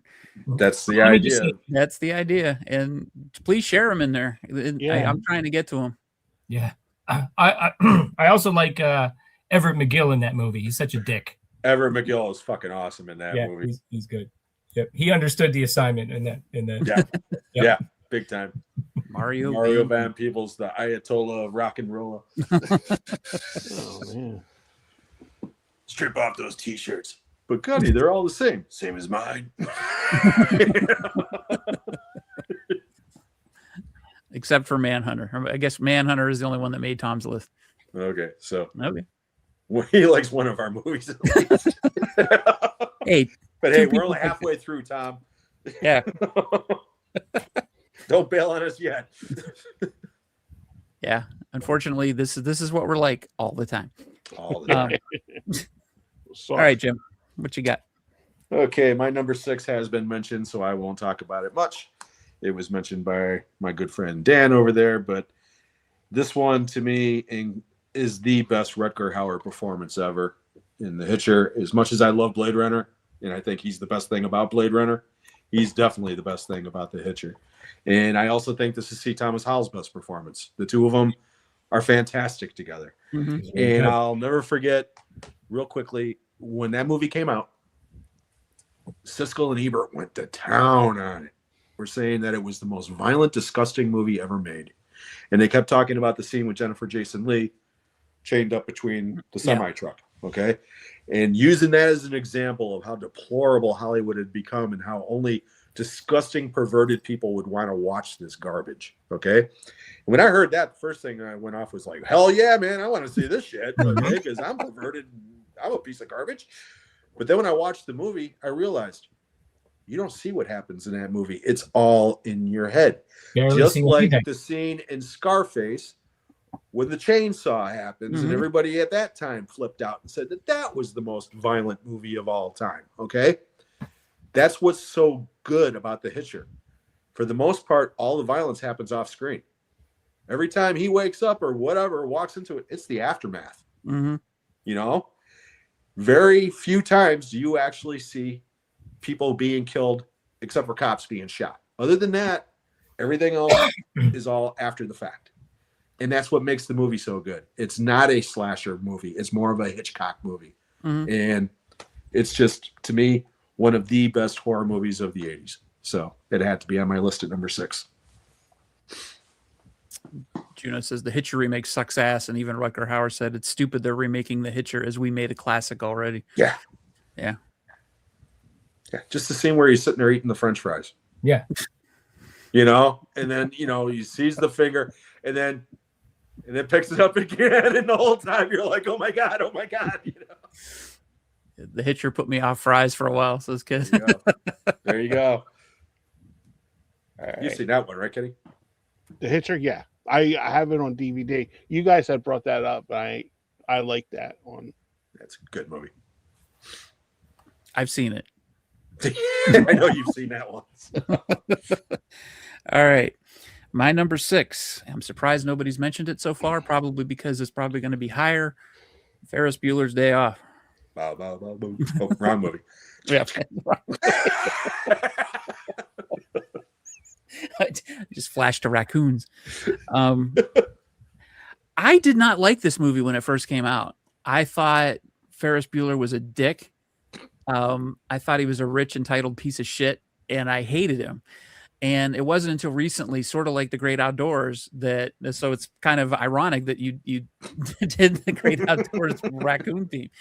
But it's only recently that I've really come to enjoy this movie because it's so 80s, and Ferris Bueller's still a dick. I don't like him as much as I like the other characters, so I probably like it for completely different reasons than everybody else does. But just thinking about this movie and all the things they do on the day that they take the day off and go, it just gives me good memories about the 80s. So that's why I like this movie now. I like it probably more for the nostalgia than the actual movie. So that's why it's not higher on my list, but it is a John Hughes movie and it's one of his better movies. And the scene where the guys steal the car out of the parking garage, and you see that cut and it comes out over the camera. Star Wars the thing. Star Wars. It gets me every time. Love that. Absolutely love that. And Mia Sara. Oh yeah. Can't say enough about Mia Sara. Yeah, Jeffrey Jones is like one of the biggest pieces of shit on earth. Yeah. That being said, he is fucking phenomenal in that movie. Oh yeah. As the principal. Yep. The scene with him and Jennifer Grey, Yeah. where he just pops out, ha, and then she pops out and kicks him in the face 3 times. And just him upstairs before his ass even hits the floor, man.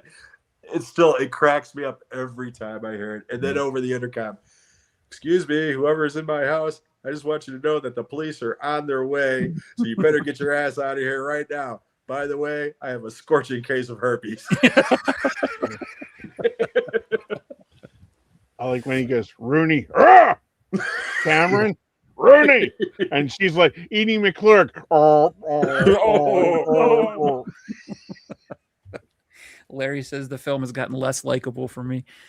Yeah, I can see why. I get it. Tom doesn't like it either. It's a great Chicago movie. I love it because I'm a Chicago guy. Yeah. Spoiler alert, it won't be on my list just because I don't own it. Oh, what? And it's mainly because I've seen it so many times. Yeah.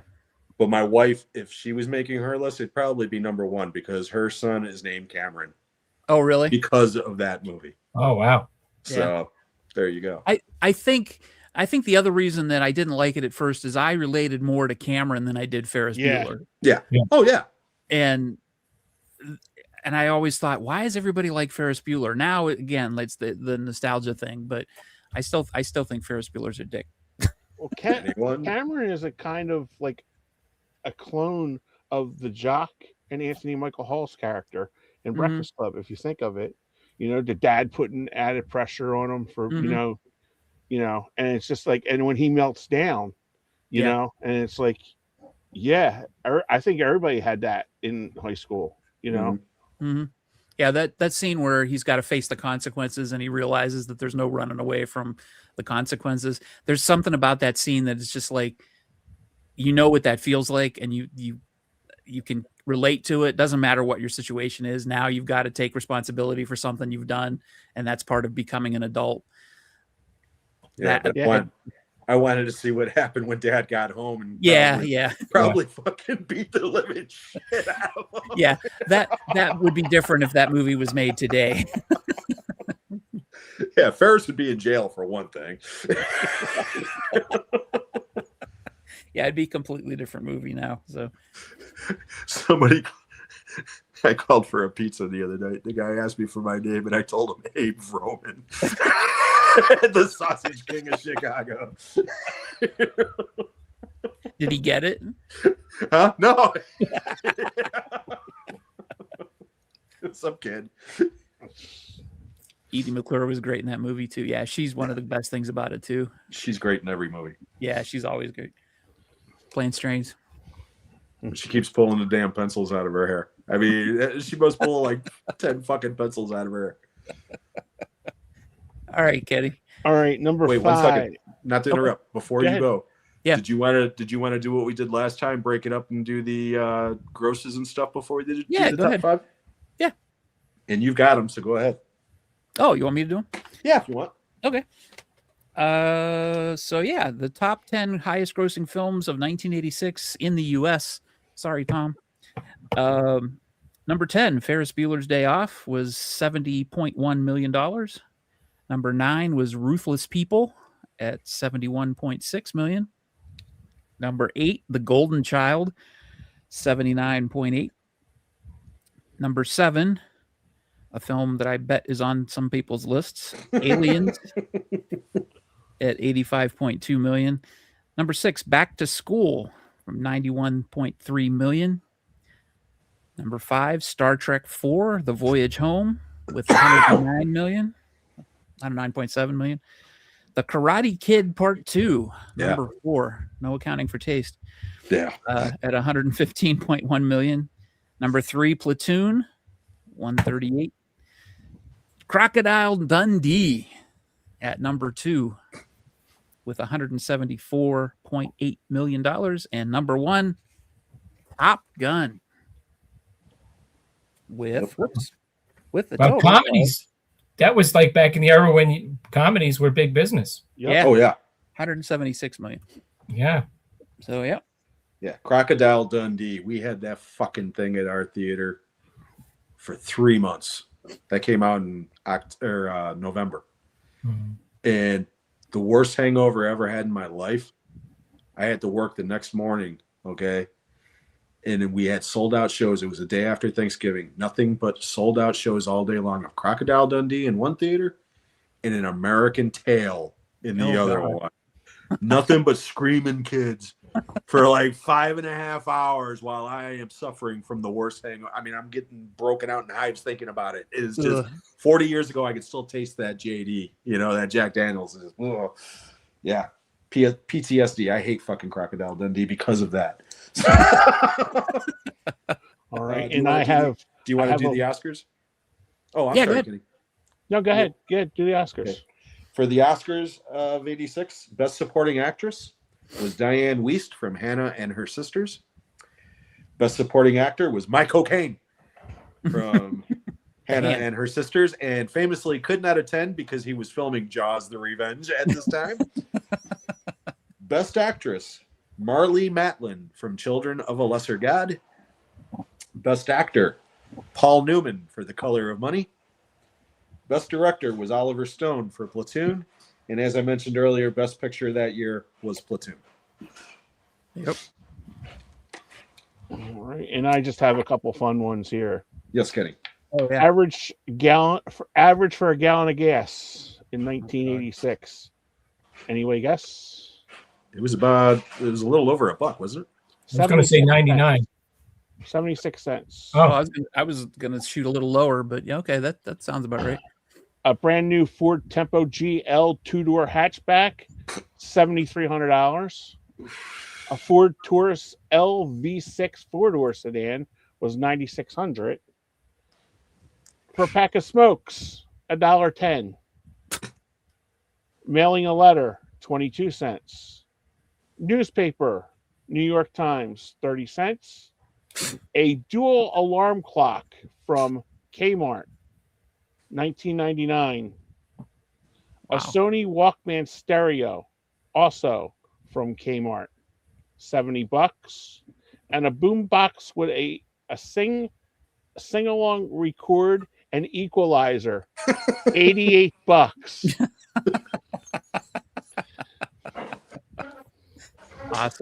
Awesome, dude. That puts it in perspective. Yeah.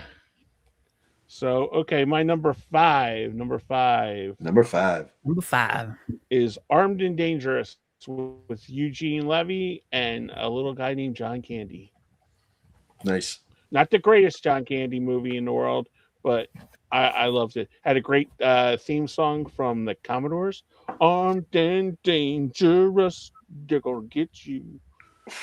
Don't remember that one. It's the beginning. Beginning of the movie has a beautiful Meg Ryan. She has this little Excuse me. Meg Ryan's in it? Yeah. Oh yeah. Oh wow. Kenneth McMillan, Robert Loggia has the guy Jonathan Banks and Brian James from Two Heavies in there. Mm-hmm. Yeah, that's a really good movie. Let me guess, Sean, you've never seen it, right?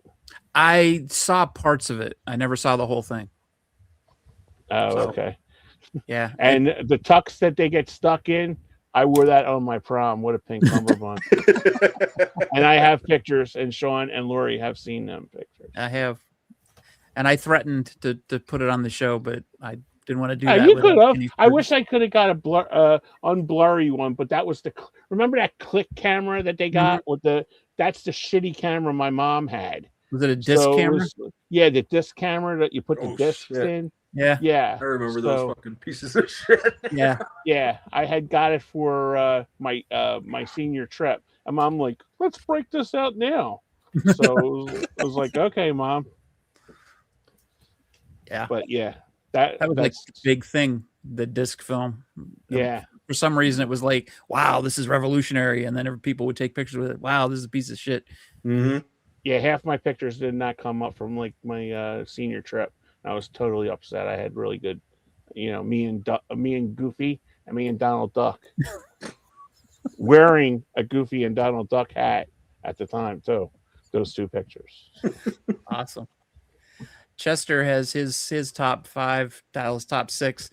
Back to School, Texas Chainsaw Massacre Part 2, Heartbreak Ridge, Blue Velvet, Night of the Creeps, and Big Trouble in Little China. Nice. Nice pick. Nice picks, Chester. Yeah. And again says Chester, Blue Velvet is my number 1 for 1986.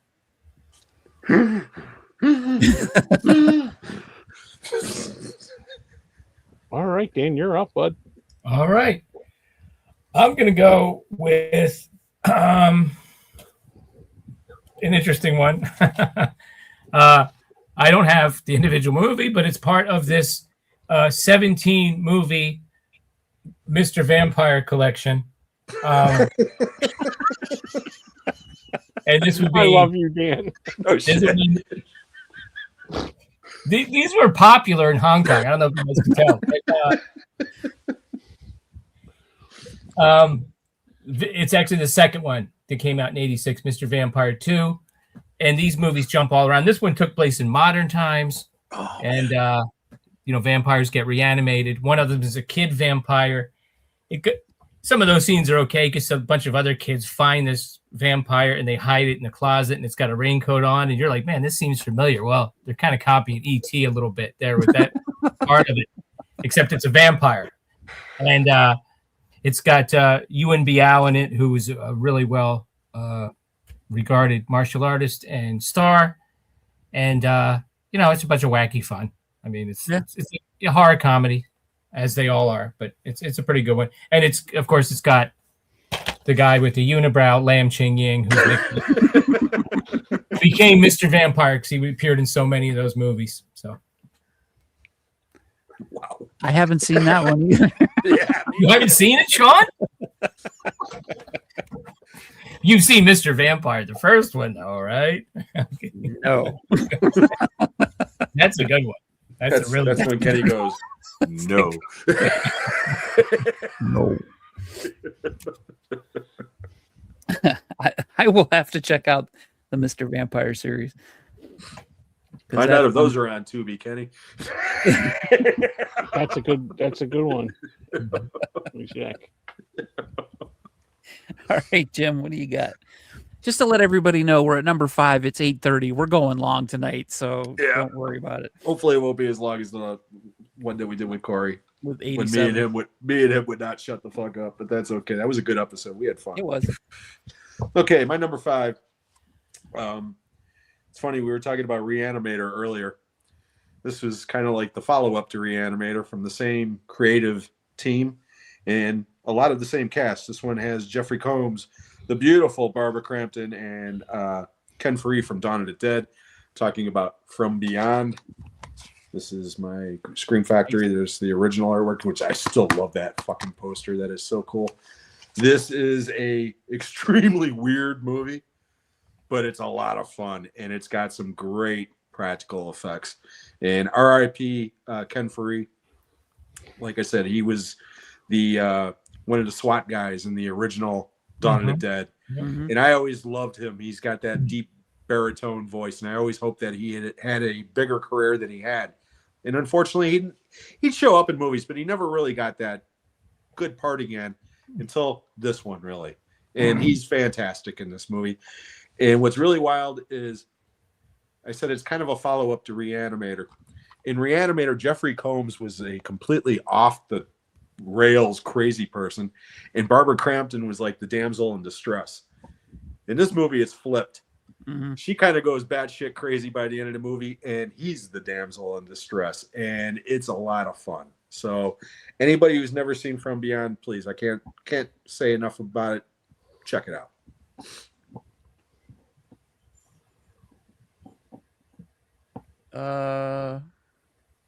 Ken Foree is still alive. Is he? I thought he passed away. No, My the bad. other guy did. Well, The I other knew guy- I knew David MG did. Yeah. No, I was like, yeah, I think 'Cause he did. I remember he popped up in the remake of Dawn of the Dead because he did the mm, little cameo where he's like, when the Mhm. when there's no more room in hell, the dead will walk the earth. Yeah. That's like his iconic line. But I haven't seen him in anything else in a long time, no, other than he- like Rob Zombie movies. Yeah. yeah, his last movie was 2020, John Henry. Okay, maybe. So my Um, bad. I thought he passed away. And And by he's- the way, everyone, the Mr. Vampire series is not on Tubi or anywhere. So try Oh. to look for it on the site that we shall not be named. Okay. You gotta get this, guys. You know you want it. 17 movies, guys. Come on, you're all set this Halloween. It's a fucking quarter.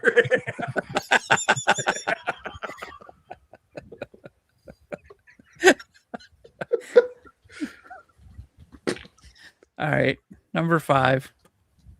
Again, I'm surprised nobody else has mentioned it, but again, it's probably because it's higher on your list. The Fly. Help me.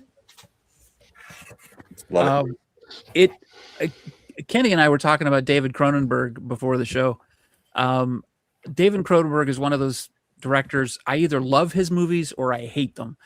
There doesn't seem to be any in between with his movies, and this is one of the ones I love. I used to watch this on VHS over and over and over again. Jeff Goldblum in this is fantastic, and it's probably the least Jeff Goldblum like role he's ever played. Yeah. And the special effects in here are just amazing. But yeah, there's Gina Davis is great. There's absolutely, it's a flawless movie as far as I'm concerned. Mhm. It's gross out, but it's sort of required based on the subject matter. It's Yeah. not gross out just to be gross out. It's, when he discovers that he's the way he has to eat things by throwing up on them and then, re-eating them. That's what flies do. And Yep. so it works. I don't know. But the love story works, and there's a tragic element to it as well.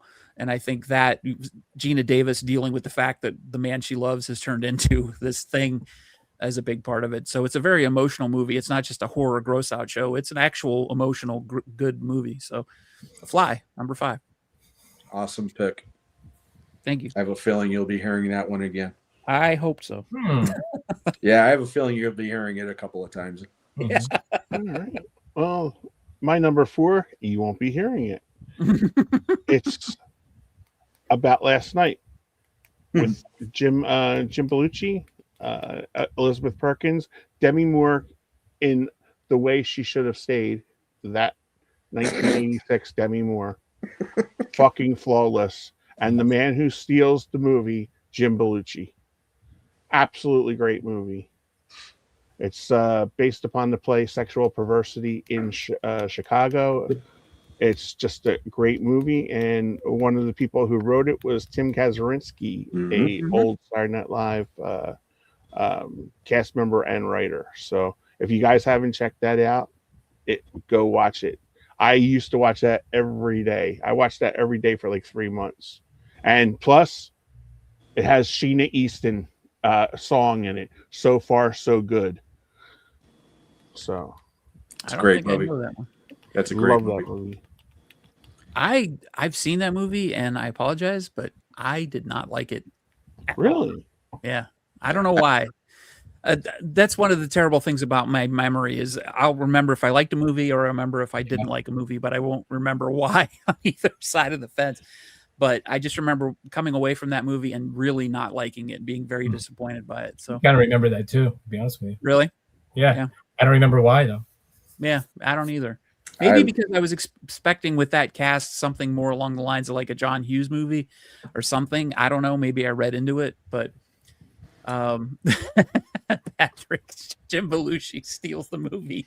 Things He does, I never though. expected to hear. He does. It does. Him and Yeah, Elizabeth he does. Perkins are fucking gold in that movie. Yeah. Go back to my channel. Since we're running long, I won't go into it now, but go back on my channel to my drive-in videos. And Okay. 1986, the one crazy summer, the summer of debauchery video. Probably the raunchiest story of them all has to do with About Last Night.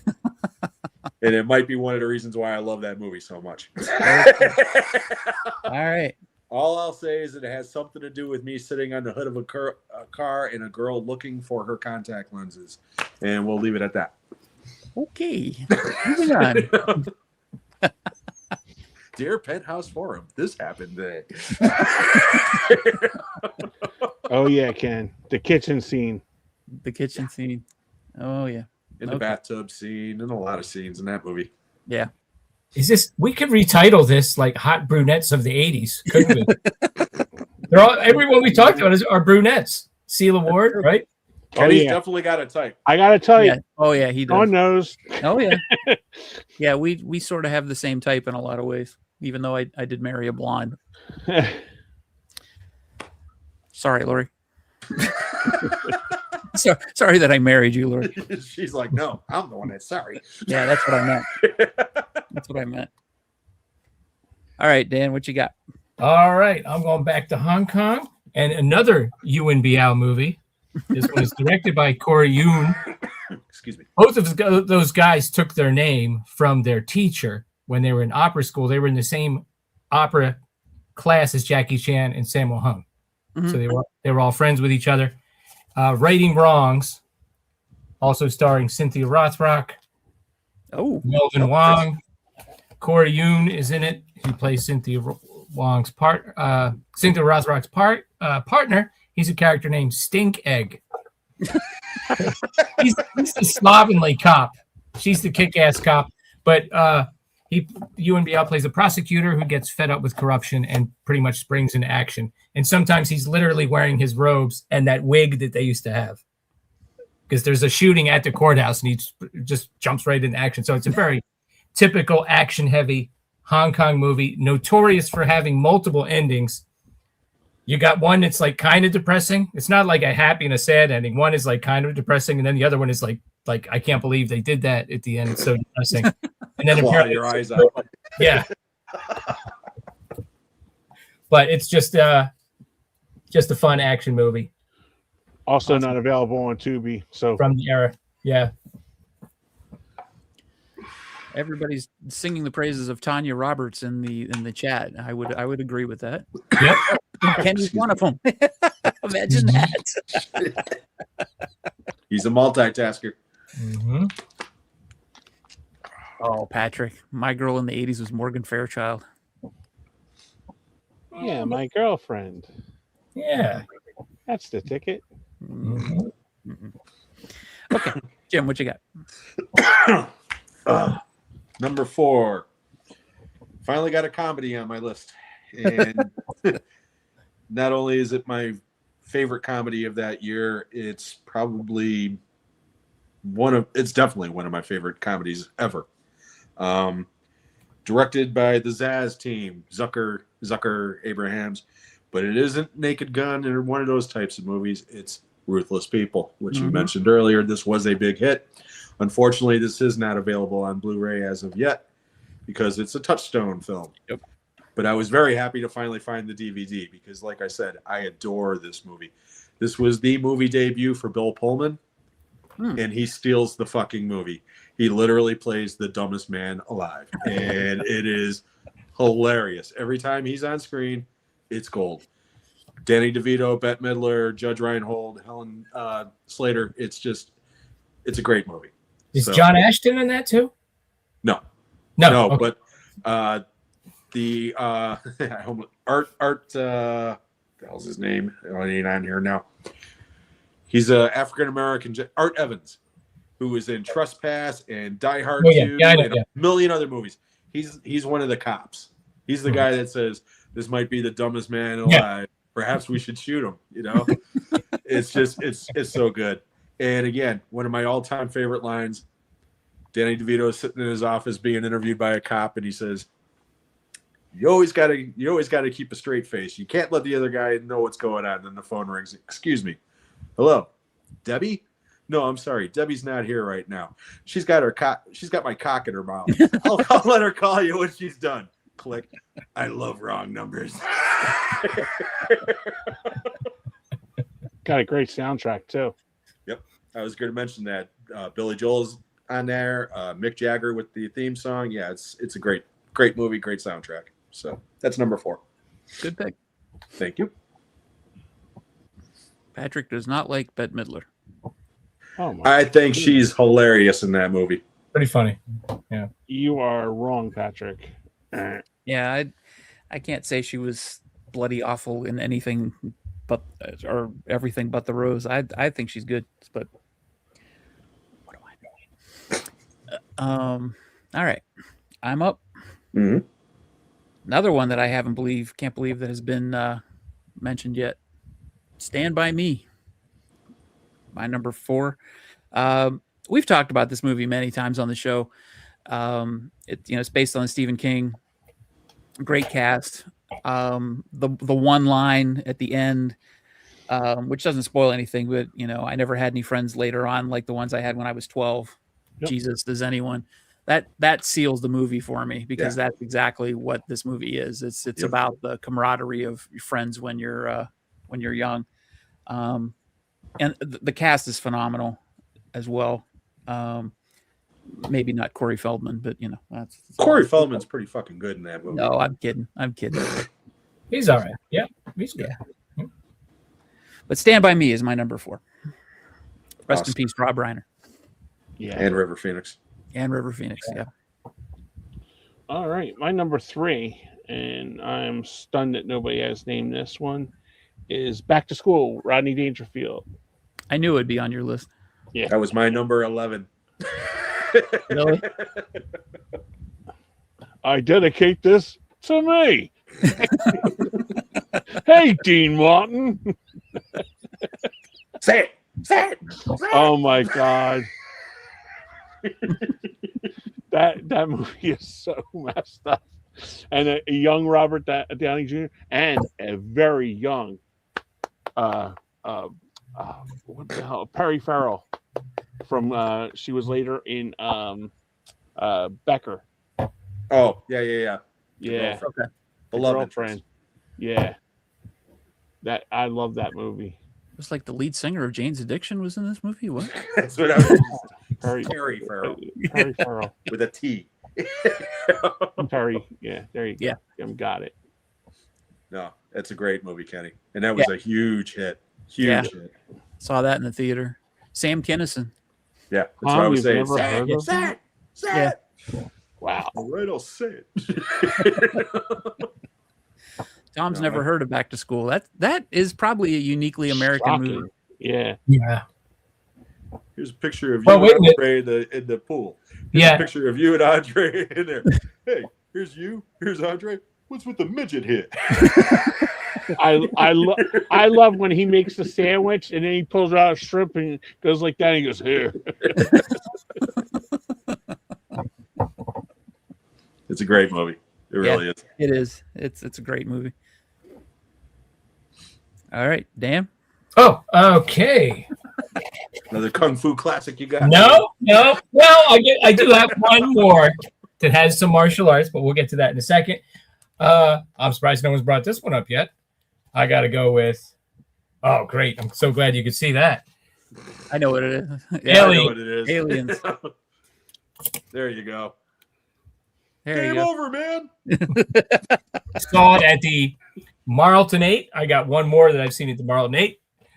That's where most of the big event movies were. What can you say? Aliens, love it. Just it's aliens, man. Yeah. Great Absolutely. cast, great action. Hmm. Yeah, you'll definitely be hearing about that one again. Yep. Maybe.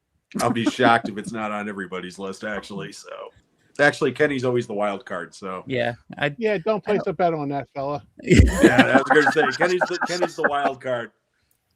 But I was know gonna you say, do love aliens, so I didn't see it on Kenny's list, so yeah, no, it's great movie. And great again, pick.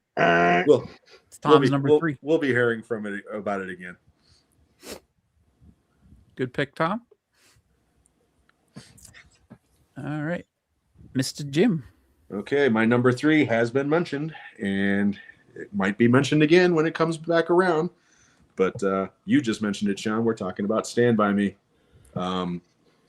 It's not only one of the greatest Stephen King movies, it's one of the greatest coming-of-age movies, period. It's just a perfect movie, in my opinion. Everything you said, I agree with. The soundtrack is awesome. Every performance is great. The voiceover from Richard Dreyfuss is outstanding. Even the fucking blueberry pie sequence, as gross it is, has become iconic. And again, when I read that story inside the story of The Body, which this is based on, I always thought if they ever made this into a movie, they'll never be able to include this. And then when Bigger Than Shit, when they're sitting around that campfire and he starts talking about fat ass, I was like, oh my God, here it comes. And yeah, it is. It's a beautiful movie. Rest in peace, Rob Reiner. It's probably my favorite Rob Reiner movie, actually. Well, this or Princess Bride. Okay. Both of them are like perfect movies for me. So, but yeah, that's number 3. Terrible pick. Yeah. Awful. All right, I'm gonna throw a curveball, which I don't know if this will be on anybody else's list or not. I'm guessing not, but I don't know. I don't have the actual movie. It's in a collection that I have, but it's Star Trek IV, The Voyage Home. Honorable mention. Yep, I thought about it. Great movie. Yeah. I love this movie. This, of course, is one of the even-numbered Star Trek films, so it's a good one. But I saw this in the theater, and I went with my mom and my stepfather, and we went to see a weird selection of films together. I mean, if you list out the movies that I went with my mom and my stepfather, Gung Ho was one of them, Star Trek IV, Indiana Jones and the Temple of Doom. I mean, we went to some, like, Smokey and the Bandit too. Yeah. So I saw a lot of stinkers with them. I saw a lot of good movies with them, but this one, it just the entire movie was just great.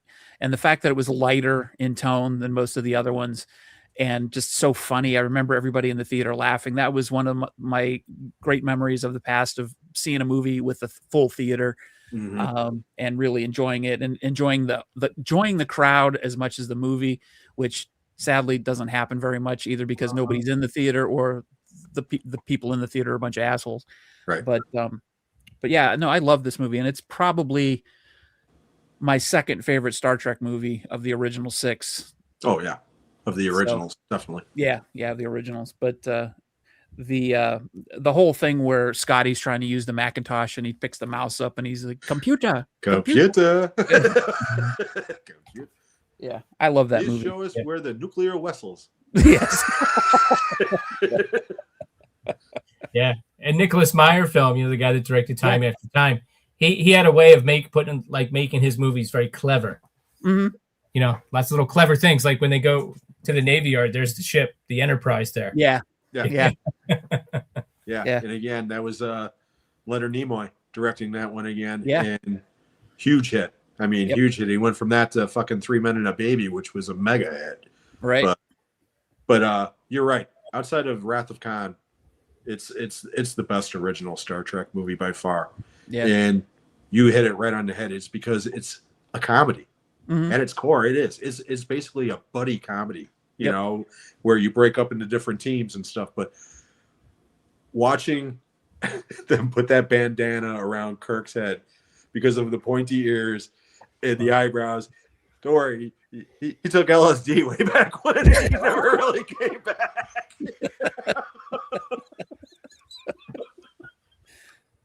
Didn't you say LDS? Yeah, LDS. LDS. Get out of the way, dumbass. Well, double dumbass on you. That line killed people at the theater because Yeah. that was a big hit. We had that at my theater for a long time, and yeah, people lost their shit with that. Double Yeah. dumbass to you. Everybody remember where we parked. No, it's a great movie. It's very entertaining. All right, Kenny, number 2. All right, number two. Number 2. This one has the lead song in it is from Stephen Bishop. Okay. I'll And give you Netflix. another hint. 2 weeks. 2 weeks. The Money Pit with Shelley Long Oh, and Oh. Tom Hanks. Mhm. great movie. If you've ever started a house, everything falling apart, that's your movie right there. Such a great movie. Alexander Godunov is the ex, Yeah. the Russian guy from Die Hard. Mhm. Yeah. He fucking steals the movie, man. I love it. The guy's painting. No.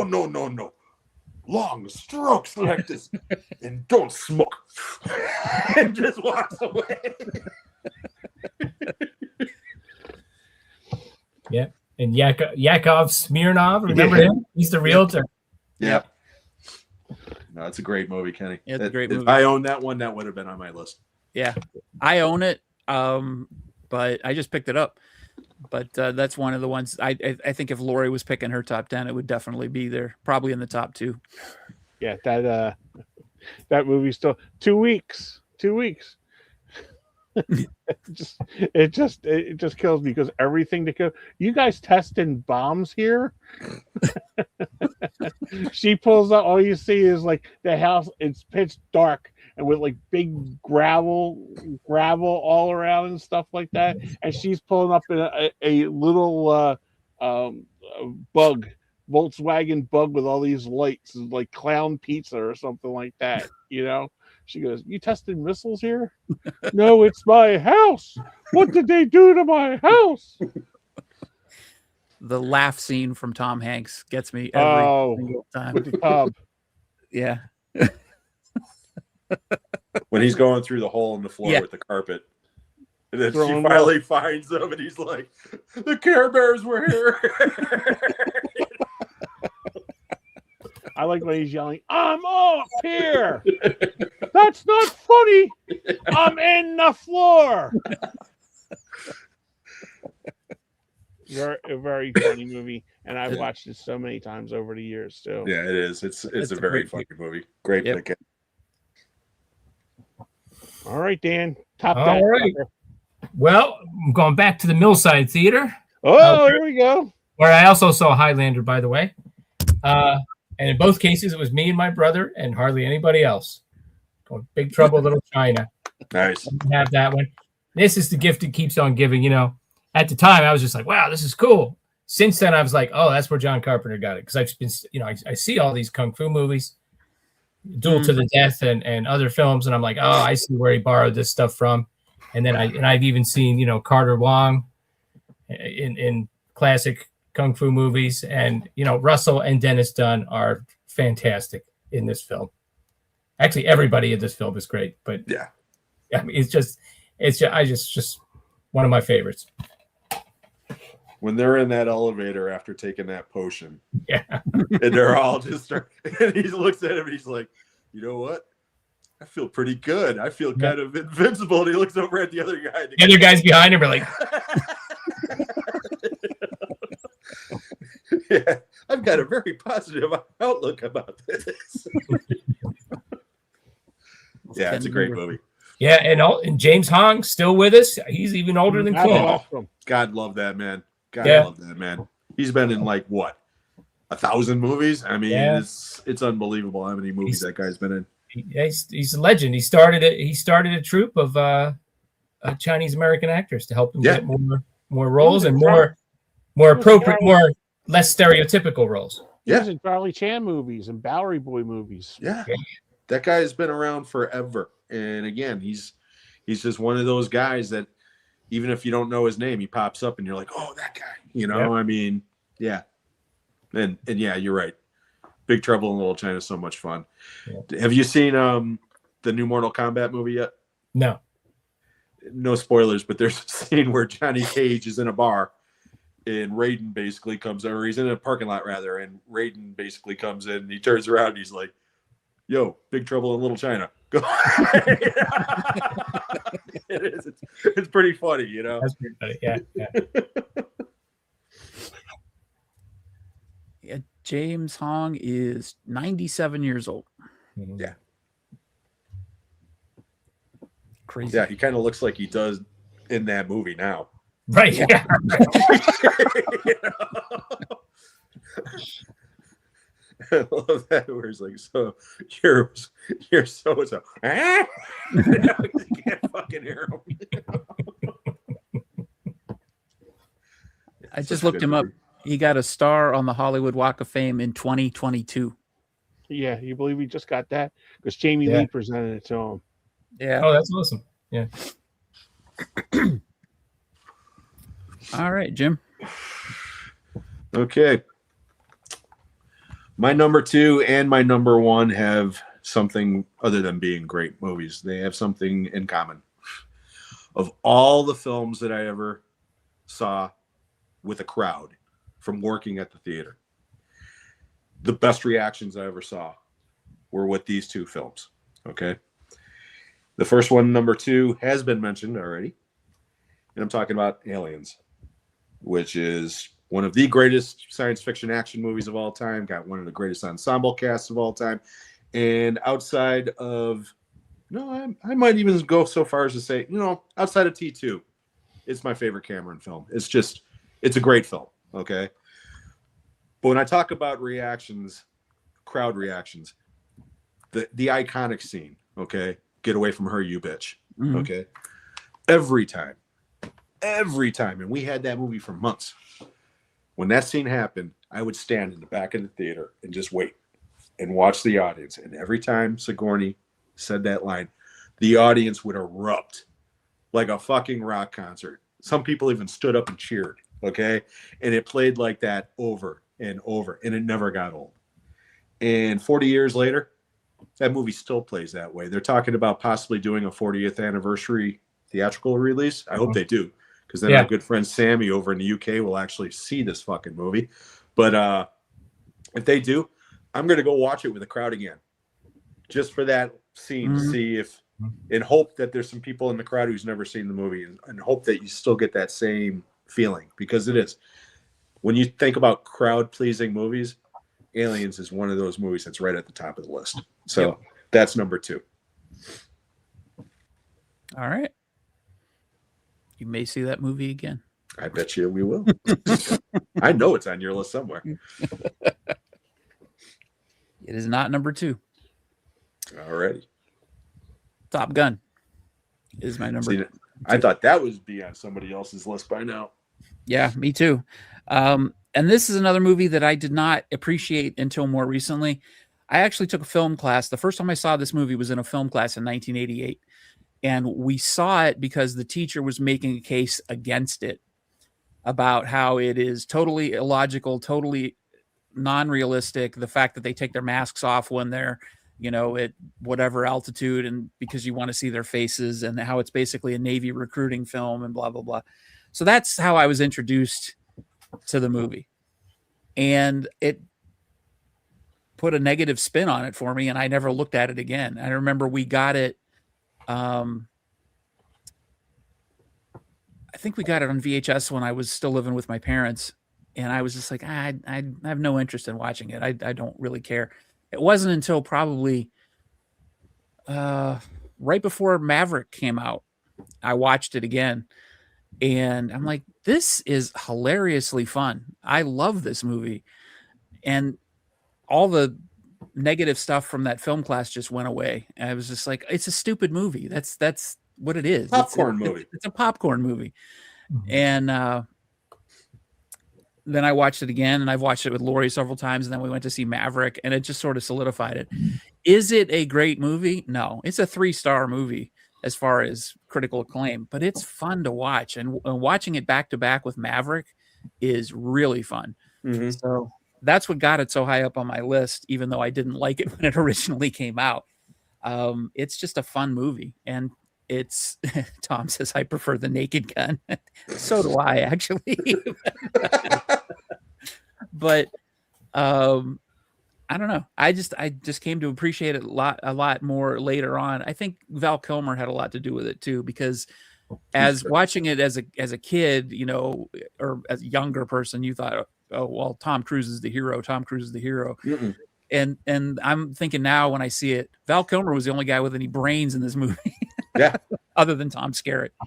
So, Yeah. Top Gun number 2. Nice. All right. And to continue your thought, my number 1 is Top Gun. Nice. Nice. 1986 was the year I went from having my hair in wings to seeing that movie with my mom and saying, I want that. Kelly And McGillis. I wanted the Kelly McGillis, and we went to the hair salon, the hair cuttery, and within hours, I was the short, spiky guy with lots of product in my hair and like tons of Aquanet. So I love that movie so much. That like changed like the world like for me, because it sort of kind of like changed the like turning of kid to like teen, like you know, and the soundtrack is fucking amazing. You couldn't go out anywhere without hearing the soundtrack. Oh yeah. The videos were on MTV. It just brought like a whole kind of coolness to it, you know. So yeah, that's my number 1 out of all of them, because if you notice, all of mine were comedies. Yeah. Between you, well, I count Youngblood as a comedy because I laughed my balls. Youngblood's funny as hell, man. Yeah, Highlander wasn't a comedy. well, that's another one that you can laugh at too. Right. You know. Yeah, that's true. Yeah, that volleyball scene's pretty fucking funny. But well, see, I didn't take it at that one, and it's like, and the funny thing about that is, "Here for the Boys." Yeah. The Kenny Loggins song was playing during that. I had no idea. I got the Village People. I didn't know they were gay. I thought they were like dressing in Halloween costumes 24/7. You know what I mean? We got to make a GIF where you superimpose the guys from Top Gun playing volleyball, because there's lots of sweaty, you know, shots of them playing volleyball. Superimpose that with the sweaty, greased up fucking sax guy from from Lost Boys. Lost Boys. But I just love that movie. It's just man, that was Deptford 6 too, Dan. Seen that in Deptford 6. Yeah. And man, they had the biggest standee I've ever seen for a movie when that was in the lobby, and people were getting pictures taken in front of it and stuff like that. It was amazing, really amazing. Yeah, I mean, Tom Cruise went from star to superstar. Oh yeah, because Risky Business, you know, kind of made him a star. And then in '84 he did All the Right Moves, which was a sleeper hit, but not real much.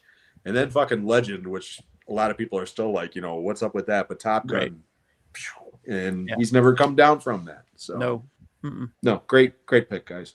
Yep. Thanks. Ken says Maverick was better than the first film. I'd agree with that. Yeah, I would agree with that. But Ken, you have to go back to 1986. That's the thing. It's like Foresight is great when you're, you know, 57 years old, you know, or I don't know how old you are, Ken. God bless you.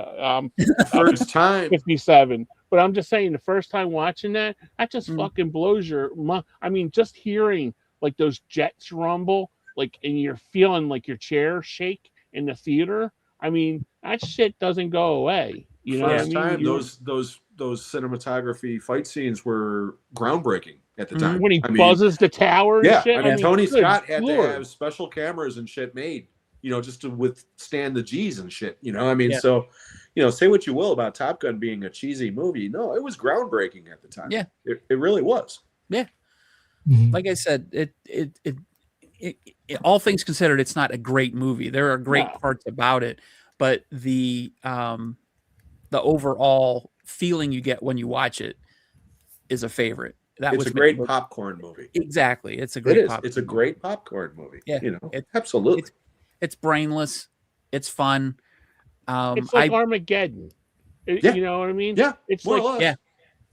I mean, that's what you're going there for. 2.5 hours, eat popcorn, drink Pepsi, and just like lose your mind. Yeah. You don't want to go analytics. Well, says this. Blah, blah, blah, blah. Leave that for afterwards. But In one movie you got Goose, and in the other movie you got Harry. right. yeah, I just thought it was like nothing. Just blew me. It just blew me away. Dude, I must have seen that movie a dozen times on my own time. I mean, I was getting paid. I worked at the theater at the time, so I wasn't paying for the ticket. But I'd still go in on my own time and watch Plus, it. it had Meg Ryan in it too, who's which I adorable was in that movie. already She was already in Armed and Dangerous that year with me, so it's like, so. Hey, Kenny, you big stud. But yeah. No. Well, All right, I Dan, mean, you're up, bro. yeah, Dan. Number one. Well, this is another one I saw at the Marl 8, and I actually think between Aliens and this film, some of the biggest crowd reactions that I've ever seen. This one probably was more sustained because of the climax, but Saturday night Marl 8, like 8 p.m., mostly people my age. Cronenberg's The Fly. Just I love it. One of my favorite movies of all time. Essentially perfect. Everybody's great. Music's great. Howard Shore, I think. Mhm. Yep. Special effects are great. And what else can I say? The Fly. Yep. Great pick. You might be hearing that one again. As a matter of fact, you will. My number one is also The Fly. And this one in Aliens, you could flip a coin with me because I truly will change my mind as the day goes, which one I prefer. But this one, everything you guys said, I agree with. But I said earlier, the crowd reaction thing, and Dan just mentioned it, but the one scene in particular, which is kind of what you were talking about, where he explains how he eats, okay, or shows. But it's the scene where Gina Davis sees it for the first time. And he pukes on himself, and she goes, "Oh, my God." And he goes, "Oh, that's disgusting." And about that time, his ear falls off. Right. Okay. So now the crowd is going, "Oh." He goes, "I'm scared." And she hugs him. And the moment she hugs him, people lost their shit. And it was like, ah! And I'm thinking, a lot of empathy in this audience because you touched on it. It's a gross out gore horror movie, but at its heart, it's a tragic love story. It is. Yep. The guy who doesn't like love stories adores this movie for that very reason. If it was just a gross geek out show, hey, that's fine. That's The Fly Part 2. And I like that. Okay. This one, on the other hand, between that heart and especially Goldblum. Yeah. He should have won an Oscar for this movie. He wasn't even fucking nominated. And it still pisses me off 40 years later. Insane. Because he is outstanding. Even underneath all the goop. Yep. That performance is still there. And you can see it. And it's just, it's a wonderful film. So, number one, The Fly. And John Getz is one of the great all-time dickheads. Oh, yeah. Yes. Big time. Big time. I was watching when Joe Bob hosted it once on Monster Vision on TNT. Of course, it was edited, but he was like, I think a lot of people would have tried to soften this guy up a little bit, but he just doesn't hold back. He's a dick, Well, I don't know if you have the Scream Factory version, okay? But they've got like a feature-length documentary on here, like in 6 different parts. Yeah. And they even said when Getz came in for the audition, okay, apparently he had a migraine. So he was like in a mood or whatever. Yeah. And Cronenberg loved it and was like, you know what? Every scene that you're in, I want you to have a migraine. So that's why when you see him sitting in the office talking there, he keeps doing this. The guy's a joke and this and that and the other and stuff. And it's another reason why he's an asshole. Yeah. So it's, that document, I told you guys about it when I kind of discovered it one night. That documentary is amazing. So I have to watch that. It's great. Yeah. All right. Yeah. I watched all the special features on The Fly too, for some reason, but I never actually went back and watched the special features on The Fly. Yeah, I did both that night. I was like in a geek fest. Yeah. Okay, Sean, what you got? All right. I'll give you 3 guesses what my number 1 is. Aliens? Hey, very good. It's the 4K, which strangely I haven't watched yet. I've heard good and bad things about the transfer and what James Cameron did to it with AI and whatever. So I haven't seen it, so I don't have any comments about that. But the way I got into this movie is kind of strange. Obviously, I liked Alien, loved Alien, but I didn't see Aliens in the theater. I used to be a member of a Commodore 64 copy club. Basically, we pirated discs. We'd go to a party basically, and we'd go and we'd all take our computers and we'd copy each other's discs. And there was a game based on Aliens that was the one game that everybody wanted because it was hard to crack and nobody could get a copy of it. And there's the scene where they're going down. It's the landing scene where they're going through those rings on the computer screen. Yeah. That's part of the game. And I'm like, why haven't I seen this movie yet? Why this looks awesome. So I went to see this movie, not because it's the sequel to Alien, but because it had a cool video game. So yeah. But for all the reasons you guys mentioned, it's a fantastic science fiction action film. The mood of it is so much different than the original, but it still is a superior film in my opinion. But the aliens are scary in both. There's one alien in the first one and there's gajillion of them in this one, but this one still makes them scary and creepy. And Newt, when she says, they mostly come out at night, mostly, that is just, you can hear it in the way she says that, is that these things have gotten under her skin and creep the shit out of her, but she's still strong. Mm-hmm. And that would be reflected in Ripley, of course, at the end. But yeah, I just love this movie. And like you said, it's one of Cameron's best, if not his best. I like Terminator 2. I don't care for the Avatar movies at all, or Titanic. But yeah, this has got to be either his best or his second best movie. And I love it to death. And I probably will be watching it this weekend because I haven't seen it in so long. Yeah, well, I still got to watch it with my son. He's actually watched the Alien movies in chronological order so far. He watched wow. Alien. We watched that together. And then we saw Alien Romulus in the theater. Ah. So now we've got to watch Aliens. I didn't mean it like that, but I was like, that's what I should do with him. When we watch the Saw movies, we should watch Saw, and then we should watch Saw 10. You know what I mean? Just go in chronological order, not the order they came out. But, Did you start off with Prometheus? Oh, fuck no. Well, just because of the black goo. Yeah, the goo, right. Romulus I didn't like. Yeah. Is they went so much fan service to the point where they had to like pay homage to every fucking alien movie. Yeah. Especially the humanoid baby at the end was like right out of Resurrection or whatever. And it was like, really, it didn't work the first time. And you did it again, Right. She gets pregnant, has a baby, all in like the last 15 minutes. It's like, whoa. Yeah. You can end a movie with, oh my God, I'm pregnant, even though that's been done to death in a million of these types of movies. Leave something over. But yeah, I know what you mean. Yeah. Professor Macabro, love Alien and Aliens, best original and sequel set of all time, right along with Terminator and Terminator 2. Super happy they stopped and never ever ruined it at all.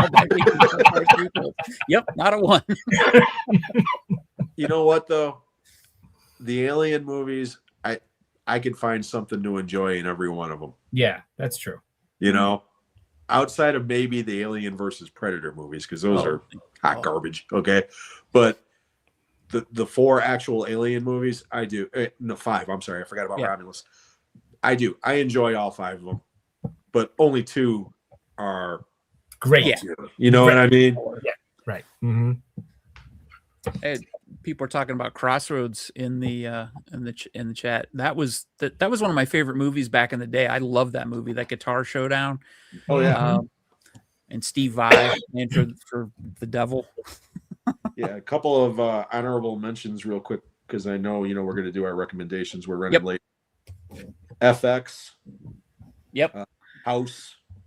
Cobra. Yep. I'm surprised nobody mentioned Cobra. Psycho 3. I enjoyed. Color of Money, of course, and then the notorious Soul Man.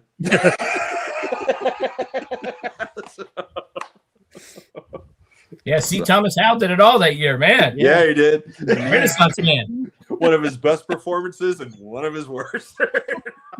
Renaissance man. Chester's got some good ones. Chopping Mall. Yep. Little Shop of Horrors, Hoosiers. Yep. Yeah, Chopping Mall almost made my list, but I don't know. Hoosiers was going to be on your list, Kenny. For some reason, I thought Hoosiers was going to be on your list. Yeah, it's a good movie, but I couldn't move. I was telling Sean and Dan when I was talking to him that those last 5 were just like tearing me up. Like The Best of Times almost made my list. That's another one I was waiting for you to mention because I know you love that movie. If I would have caught the goddamn ball, I love that he goes. I love that he goes to a fucking hooker and they replay that play over and over, not for sex or anything, just for him to watch the tape again. Yeah. No Iron Eagle, Patrick. Sorry, buddy. I did see that in the theater. Me too. Okay. And I put the song on one of my Instagram posts. So yeah, Chopping Mall was definitely 86. Yeah. You know what? I now that was right next to on the same shelf as The Hitcher. I swear I had like an 80s shelf. They're probably in a box somewhere because now that I think about it, I don't know where the hell that movie is either. Oh, geez. It's pissing me off. They went through the time warp and never came back. Yeah, I guess so. Yeah, I don't own that one because every time I find it, it's expensive as hell. I can't find a cheap copy of it for whatever reason, even though it got reissued. I think MVD put it out on that. Vestron did. Original. Yeah, the Vestron series. Yeah, that MVD is doing. I think it's MVD. But even most of those titles in that series have all dropped to like $8, $9. That one still stays at like 25, and I'm not sure why. Which one's that? Chopping Mall. Oh, Chopping Mall, yeah. Yeah. Barbara Crampton, baby. Yep. Yeah, I'm surprised Labyrinth wasn't mentioned either. That was another one. That's a movie I appreciate, but I don't watch over and over again. Yeah, I don't own that one. I have it. I don't remember enough of it. Yeah, I have it too. I recognize it for what it is, as being a really cool Jim Henson production, and David Bowie's great in it, and Jennifer Connelly's cute in it. And Jennifer Connelly, right? Yeah, that's why Kenny wanted to mention it, right? Let's get him one more brunette. Running Scared, I thought was going to be. Yeah, Running Scared. That's a good movie. Funny. That's funny. Yep. What a great year for comedy, really. Yeah. Pretty in Pink. I mean, I know for a fact that if Lori was making the list, that would definitely be probably. That, you know, so. Yep. Because 86 was a great year. It really was. It was. All right, Patrick. They don't like the Eagle. I love Iron Eagle. I love Iron Eagle. I don't own it, so I don't own it. I love it, but it's not a great movie, but it's a popcorn movie. It's a popcorn movie, yeah. And I think if you would have asked me in 1986, which do you like better, Top Gun or Iron Eagle, I would have picked Iron Eagle. I would have said that I like Top Gun more, but I like the Iron Eagle soundtrack more. Okay. Because it was more of a rock and roll soundtrack, whereas Top Gun was a mix of rock and pop. Yeah, it was like an AOR type soundtrack. Right. Yeah. Yeah. Yep. I said what I said. In 86, I liked Iron Eagle better than Top Gun. Yep. All right, let's do the movie recommendations. Yes, sir. Does anybody else have any honorable mentions, or can we move on? Mine were. Oh, I got another one. Well, I got a couple. River's Edge. Okay. The Name of the Rose. That's a heck of a movie. Yeah, Tom mentioned that. Yeah. If I owned that one, it would have been on my list. That's a heck of a movie. And then internationally, that's the year that Jean de Florette and Manon of Spring came out. It's like essentially a 4-hour movie that they chopped into 2 with Gerard Depardieu. Very much a foreign movie, if you got to be in the mood. But they were pretty good. They were definitely good. Nice. That's Kenny? true, Patrick. You got anything, Kenny? No, I'm good. I was just reading the comments with the Professor Macabro owns 4 versions of Labyrinth. God bless you. The standard Professor's awesome. two anniversary sets and the Mhm. super bit release on DVD. Yeah, Yep. I like Labyrinth. I just don't own it. Yeah, I own it, but it's not a movie I would consider one of my favorites. It's a great movie. Professor Macabro. Oops, the comments moved. Professor Macabro. Yes, Manhunter got 2 mentions. Yep. Mhm. It Yeah, made he- mine and Sean's. And I'm surprised Illegal Eagles never came up. I didn't like that movie. Is that with Robert Redford? Yep. Yes. Daryl Daryl Hannah, Hannah. Deborah Winger. Yeah. And you got to have that love touch by Rod Stewart was climbing the Why wasn't it on your list? Yeah. It almost that was like there. I had 3 peaking. It was Legal Eagles. I watched that all the time with my mom. The Best of Times and No One is going to be a Tubi pick that's coming right at you. All Okay, right. let's do the segue. Let's do our movie Yeah, recommendation. that was a good segue. Yeah, Thank you. I don't get paid the big bucks for nothing. there Baby. you go. It's all because of that face, baby. All right, my Tubi is a 1986 classic starring Lou Gossett Jr. and Chuck Norris. Firewalker. Come on, baby. That movie is so bad, but it makes me laugh so hard watching that movie. Mhm. And that was another movie. My mom goes, "Oh, look, Indiana Jones is back." I'm like, "Mom, that's Chuck Norris. That's not Harrison Ford." But she goes, "Oh, I'm sorry." Because She probably saw John Rice Davies is in it, so maybe she got confused. Maybe. Well, no, There you she goes, "Oh, that black guy. He was in the Mayonnaise movie, right?" And I was like, and I'm thinking, Officer and a Gentleman. I knew what you meant. My mom did not like. She went to all the movies with us and stuff like that, but she didn't know the stars. Like she knew who, but she was like, "Oh, that Mayonnaise movie." I'm like, me and my brother are sitting there going, "Mom, you mean Officer and a Gentleman?" And and she goes, "Oh yeah, he's in that. He's that bad one giving Richard Gere the business."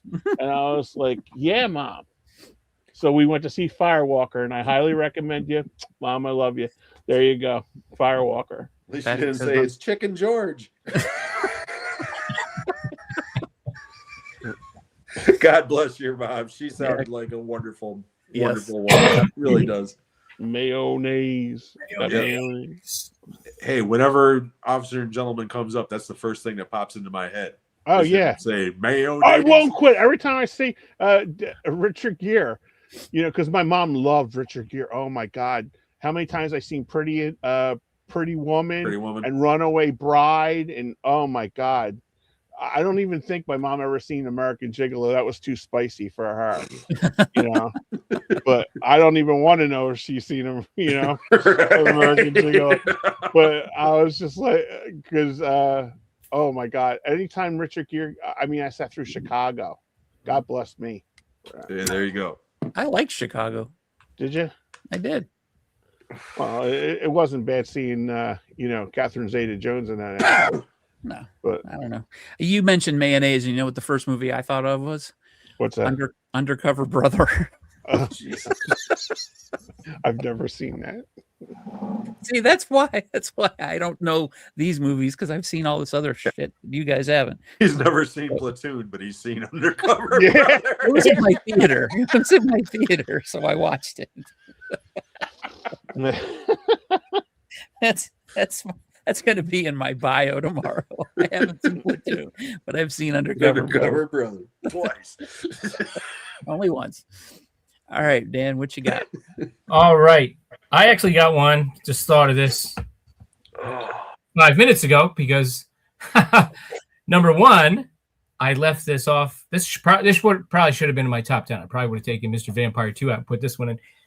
This is a film I just saw in the theater because it was re-released with a bunch of other John Woo films. This is the only one I got a chance to see.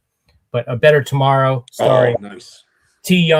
Lung, Chow Yun-fat, and Leslie Chung, directed by the great John Woo. Seeing it in the theater was awesome. I always thought it was like kind of a notch below The Killer and Hard Boiled, but it's really right up there with those two films. It's a great one. And if you're in the UK, it's actually going to be coming back to UK theaters starting the end of this month. Oh, wow. Nice. Nice. You'll get a chance to see it. But yeah, I got to pick up all the new releases of the John Woo films, man. Definitely. But if you haven't seen it in a while, definitely check it out. Nice. Great pick. Great. And no, John Woo is not dead. John Woo is not dead. No, John Woo is not dead. No. I hope I didn't say late John Woo. Maybe I did, but no. Maybe I said great. Great. You know, yeah. Oh, somebody, Professor asks, as Richard Gere was brought up, did any of the boutique labels release Looking for Mr. Goodbar? Either Vinegar Syndrome or Synapse did recently. Or it was announced. Severin? I don't know if it came out yet, but I know I saw an announcement Yeah. about it. Yeah, I did too. I want to say Severin, but I'm not 100% sure. Mhm. Yeah, I think you're right. Yeah, it's All kind right. of a skeevy movie. I haven't seen that one since I was a kid. They played that one on cable a lot. Yeah, that was one of those ones that showed after 10 o'clock on HBO. Yep. All right, Jim, what you got? Okay, this one is also from 1986. Now, this one was kind of controversial when it came out, and I never understood why. It's a slasher movie, but it's really not. It's much more than that. It's pretty damn clever. And it stars one of my all-time movie crushes from the 80s, somebody that I think we all had a crush on and probably still do. Talking about the lovely Deborah Foreman. And the movie is called April Fool's Day. And this is still one of the greatest movie posters of all time. That is just awesome. Okay. But the reason why I said this is controversial is because people don't like the ending of this movie. And I won't go into it, but all I'll say is the fucking movie is called April Fool's Day. Okay. And, so anybody who was upset by it, again, I'm not trying to insult anybody, but it's all right there. Okay. If you pay attention. Yep. Doesn't change the fact that it's an extremely entertaining movie. And it's almost like Scream before Scream, because there's a lot of inside humor involved. Mhm. And it's got a great cast. Okay. Great ensemble cast. I mentioned Deborah Foreman, but Amy Steele, who is one of my favorite final girls from the Friday the 13th series. Paul. Yeah, that's Amy Steele. Clayton Rohner, who was in Just One of the Guys. He Mhm. was the friend who kind of like, she's trying to hook him up and then, she's in love with him. That's Clayton Rohner. He's great in this movie. Patrick O'Neill,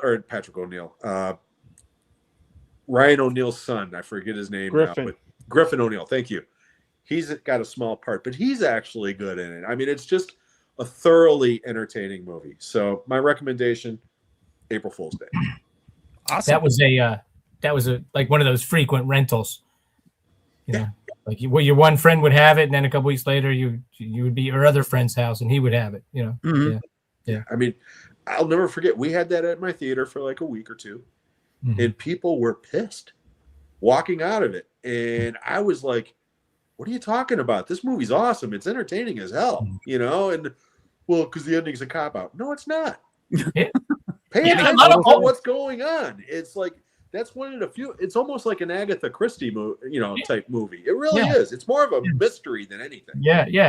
But Yeah. it's definitely a type of movie that you could show somebody who doesn't like horror movies, Mhm. because it's not. One thing you cannot say about that movie is it's definitely not gory at all. No. No. So, No. yeah. But a lot of old movies would end like that back in the day. There would be like a little end twist like that, and then it would be like credits. Boom, done. Yeah. Over. Mhm. You'd just be like, oh, that's what they did in the last 5 minutes. Oh, well. Yeah. And quite honestly, I think the twist ending or whatever, if you want to call it a twist, I think it's earned. Mhm. And even the shock ending at the end is earned, in my opinion. I mean, it's all there if you watch the movie. Yeah. Totally Deborah Foreman was also in another good one that year. My chauffeur, yeah. Mhm. With the great Flash Gordon, Sam Jones. Sam Jones. Where he's all drunk going, ah, you bitch. There's a How do you know? documentary about him. I think it's called After Flash, Mm-hmm. something to that effect. Have you Yeah. seen it? Yeah, I did. Yeah, it's pretty good. It is good. All right. My pick is actually a recent watch. I did not watch this in the 1980s. I did not watch it in 1986. It is from 86. I just Platoon? watched it. Yes, not Platoon. It's Opposing Force. I haven't seen Platoon, but I've seen Opposing Force. That's a good one. What's that? That's a good one. I never love- seen that one. I I- never even heard of it. I want to watch it after your video. I saw your Yeah. video today, Sean. I definitely want to watch it. Yeah, me Yeah, too. it's It a is on really- YouTube, the cut version now. Oh, Okay, Oh, go ahead, really? Sean. Yeah. It was also released under name Hell Camp. So if you find a movie called Hell Camp, it might be that, which is probably the more exploitative title it should have been released under, but it's not really an exploitation film. But basically, it's about this escape and evade training that the military puts on, and Tom Skerritt and Lisa Eichhorn go into it. And Lisa Eichhorn obviously is a female soldier, which is, she doesn't get, Opposing Forces on MGM Plus, if anybody has that. And Tubi. And on Tubi. Yeah. Not a sponsor. Not a sponsor. But so they go to this evade and escape thing, and it's basically trying to teach them how to be and how to survive a prisoner of war training. So they have to try to stop being captured. If they get captured, they have to try to escape. So there's this guy that runs this military POW camp. Anthony Zerbe plays him. His name is Becker. And he is just a maniac, and he's kind of lost his mind, and he's kind of lost his way in the military. He feels like he's being put out to pasture by running this camp. And so he's going to make his mark. And it's a lot more thoughtful and creative than you would think it would be based on the title and the way they promote it with, Lisa Eichhorn's butt. It's actually a pretty empowering performance. Richard Roundtree is also in it. He plays a pretty decent character who's sort of kind of torn between both sides. I really enjoyed it. I expected it to be like a piece of schlock, and it's not a great movie, don't get me wrong, but it's very entertaining, well made, and a lot of fun. You can tell it was made on a budget, but I think it's worth it. I'll put the trailer up, as I always do. I'll put the trailers for all these movies up on the Talking Movies 2024 channel in the playlists, so you can see them. Again, Mr. Dan, yours will be left out because I still haven't gotten around to doing the guest playlist yet, but it will be coming. Slacker. Yeah, it will be coming. I'm going to make that my goal. By next show, that's going to be up. Hold me to it.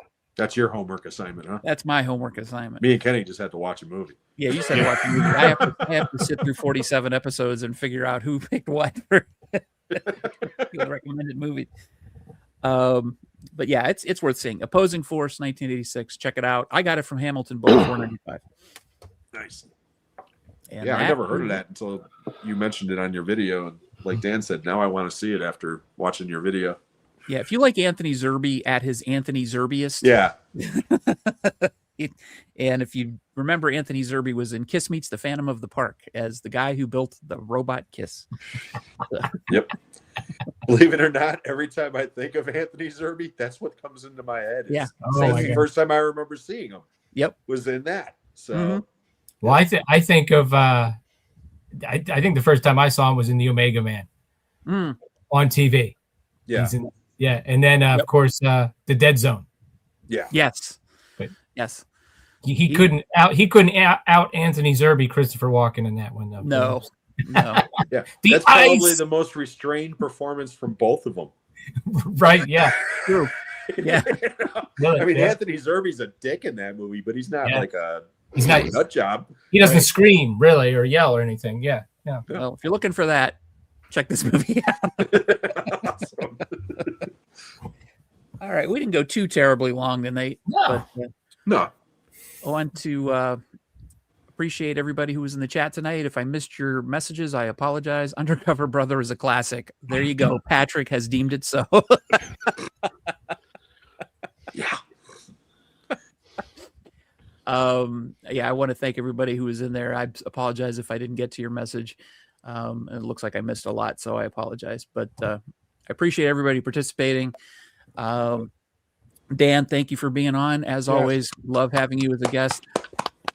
No problem. Thank you. Thank you so I much, do have a Dan. video coming out tomorrow morning. It's a Western Roundup video Nice. review of the first season of Wanted Dead or Alive with Steve McQueen. Ooh, Nice. cool. A little something Very different. good, sir. All right. All right, well, everybody. Well, we'll be calling it tonight. We don't have a topic for our next show, but we'll see you in 2 weeks, which 2 will be, weeks. which will be June 16th at 7:00 p.m. Eastern time. We will. And see don't you forget then. to jump. Don't forget to jump over to Texas's channel Yes. to see Kenny watch Hoagie. Hoagie. Watch Yes. Hoagie. And I think gonna I might be- tune in to see Kenny's face 15 minutes into the movie. Yeah, it's going to be an interesting view. And Juno, please keep your Tums ready because you're going to need it, Val. I sat through this yesterday. I love you guys. I definitely love you guys to sit through this again. There's his name below, Texas HXCX 1965. Check him out, 10 p.m. Eastern time, and sit through Hoagie. And Texas, Hoagie. there'd be nobody else better to sit through that with than you and Kenny.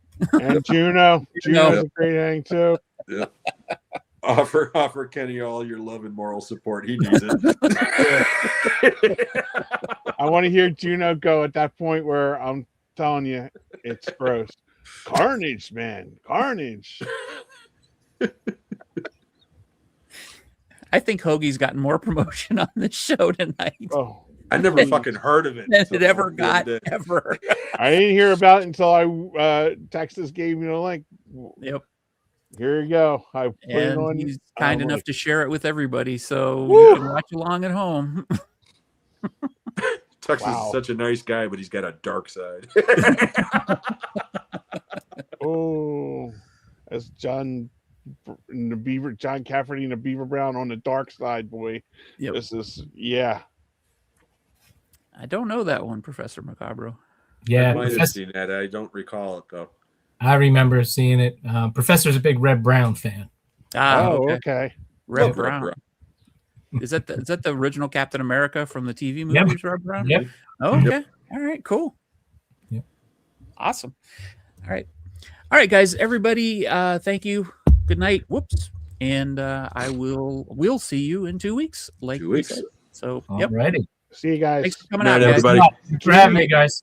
Thank you. Great Appreciate show, it. Dan. Thank you. Thanks, No problem. Dan. Thank you. Hang around, Dan. Sure.